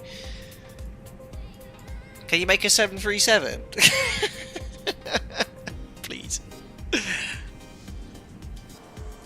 So yeah, that was my fault. Bit late getting the APU up and running. APU's available. Very good. Let's turn that off as well. Strobes can go to off. And yeah, I just shut the engines down, didn't I? Who's that? It's just messaged me. Thanks for flying to Manchester, Samuel Ray said. You're most welcome. Thanks for popping on for some ATC here. There we are. Ladies and gentlemen, welcome to Manchester. What a flight. I'm very happy with how this flight went as well. Yes, Microsoft Flight Simulator tried to throw a wobbly with the Q&H, but overall, it was pretty good. ATC excellent as ever on VATSIM. I can't believe it actually went on VATSIM. It was only suggested last night. I thought, you know what, let's do it. And we got it down. It was sort of worked out okay. Oh my goodness me, look at this. Yeah, Airbus VNAV equals turn off engines and just float it down. Fly-by-Wire Simulation says no Boeing. Oh, boo. Joking. Beacon off. Yes, yes, yes. Oh yeah, of course, we can't do the replay, can we? So we might as well do the full proper checklist. So, beacon, not quite right, can come off. APU bleed on, yes, because it'll be very cold outside, so nice and warm in the cabin. There we go. Probably meant to deselect all this or turn it all off. I don't know, but yeah, I'll leave it at that anyway, because I want to do the giveaway now anyway. Oh, there we go. Controllers now on. Thanks a lot for the ATC, Bowen. Oh, is he already offline? Oh, he is. That's a shame. Alright. Anyway, guys, fantastic. Well, what I want to do just before we go is, firstly, show you around this fantastic little bit of scenery here. So again, this was from Mako Simulations, new developer on the block. Okay, he's just created this early access. It's just been released actually. It's in early access, so it's nowhere near finished yet. A rendition of Manchester Airport, just $7.99, and even when it's finished, it's going to be a tenner, which for a payware airport looks really good. But it's been a long time since I've operated from Manchester, but there's a lot more things he's adding, and I think he's actually updated it prior to this stream as well. So you can see here, here's the low-cost terminal where a lot of low-cost carriers park. You've got the main terminal here as well, and I think he's just about to add the new terminal that's just been built in this corner. The stand numbers are missing, but he said that's coming imminently. You do have the stand numbers on the terminal at least, so you can work out where to park at least. But yeah, $7.99, guys, for an airport this size. Not bad at all. And what I'm going to do now is give one of you guys in chat a chance to win it. But I haven't thought of a giveaway question. Let's go find our Airbus. There we are. Okay, so yeah, massive thanks to Mako Simulations. Go check them out at macosim.com. The link is in the video description below. And come added to Nightbot. So, please, may I ask, only enter this giveaway if you have Microsoft Flight Simulator, because I only have one key for this software. Well, in fact, I need to get in contact with Mako Simulations, who taught me through the process of getting you to win, or to get a copy of this scenery here. So please only enter the competition if you have a copy of Microsoft Flight Simulator, otherwise it'll be pretty pointless, because I can't give you anything of equivalence here. So let's think of a good question for you here. Something nice and simple. What could I do? It's just a very simple one, guys. And whenever I do giveaways, I always forget prior to doing a giveaway what keyword to use in chat. It makes it much more fun doing a keyword than just a random giveaway. Very simple. The FlyByWire A320, how can I word this, is what version of the Airbus? It's called the Airbus what? N. Begins with N, and it's 3 letters. I can't think of the question to ask.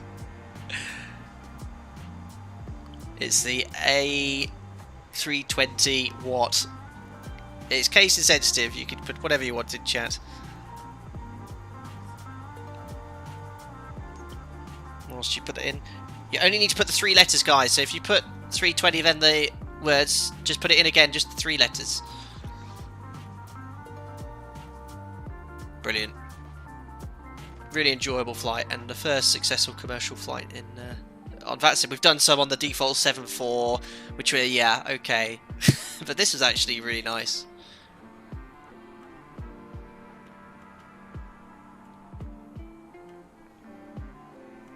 Oh, I'm making you dizzy. I love this drone camera, it's so cool.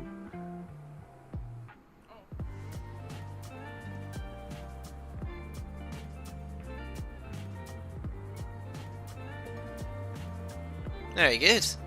I was just having a bit of fun there, guys. Right. There we are.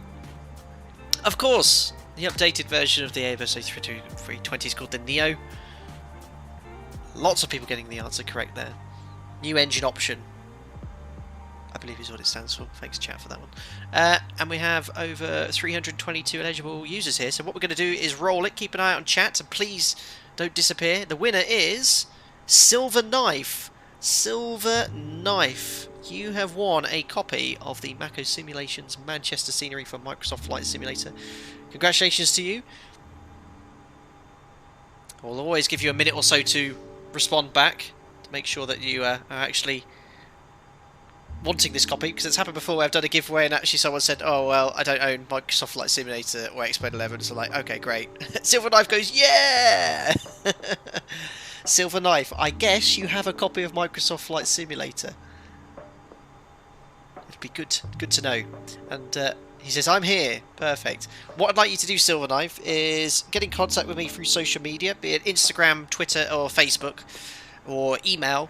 Show me it's you, and by doing that all you need to do is show me your little icon with the sign out button for your YouTube channel. That way I know it's definitely you and your account with your little logo there, which looks like Spider-Man. He goes, I own Microsoft Flight Simulator. Fantastic, Silver Knife. Well, drop me a message on social media. I'll tell you what to do to go grab your free copy. Congratulations to you.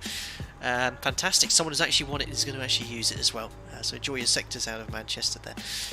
Captain Shark 21, are you using model matching in VATSIM? I don't think it's working in Microsoft Flight Simulator, but I have the model matching for X-Plane 11. Yeah, the Bluebell model matching. Very good. Alright guys, well, there's no point doing the replay music because there's no replay to be done. So what I'll do is turn the music up here, and as usual, we'll sign out from there. Guys, thank you very much to everyone that turned up during this Microsoft Flight Simulator inaugural fly-by-wire stream. Very enjoyable. As usual, to everyone that donated, thank you very much for your donations. Very much appreciated. certainly not required, so ever don't feel like any one of you here needs to donate. We just very much appreciate it, that's all. To all the members as well, thank you so much for the continued support. Don't forget, tomorrow the members group flight as well, and for everyone else watching, regular subscribers, I'll see you all on Sunday morning. I'll post a stream for Sunday morning on Sunday night, where we'll be in Australia routing to New Zealand from Gold Coast to Wellington, so be sure to tune in for that one on Sunday morning. Guys, stay safe, don't forget to smash the thumbs up button, and I'll see you all very soon. Bye bye for now.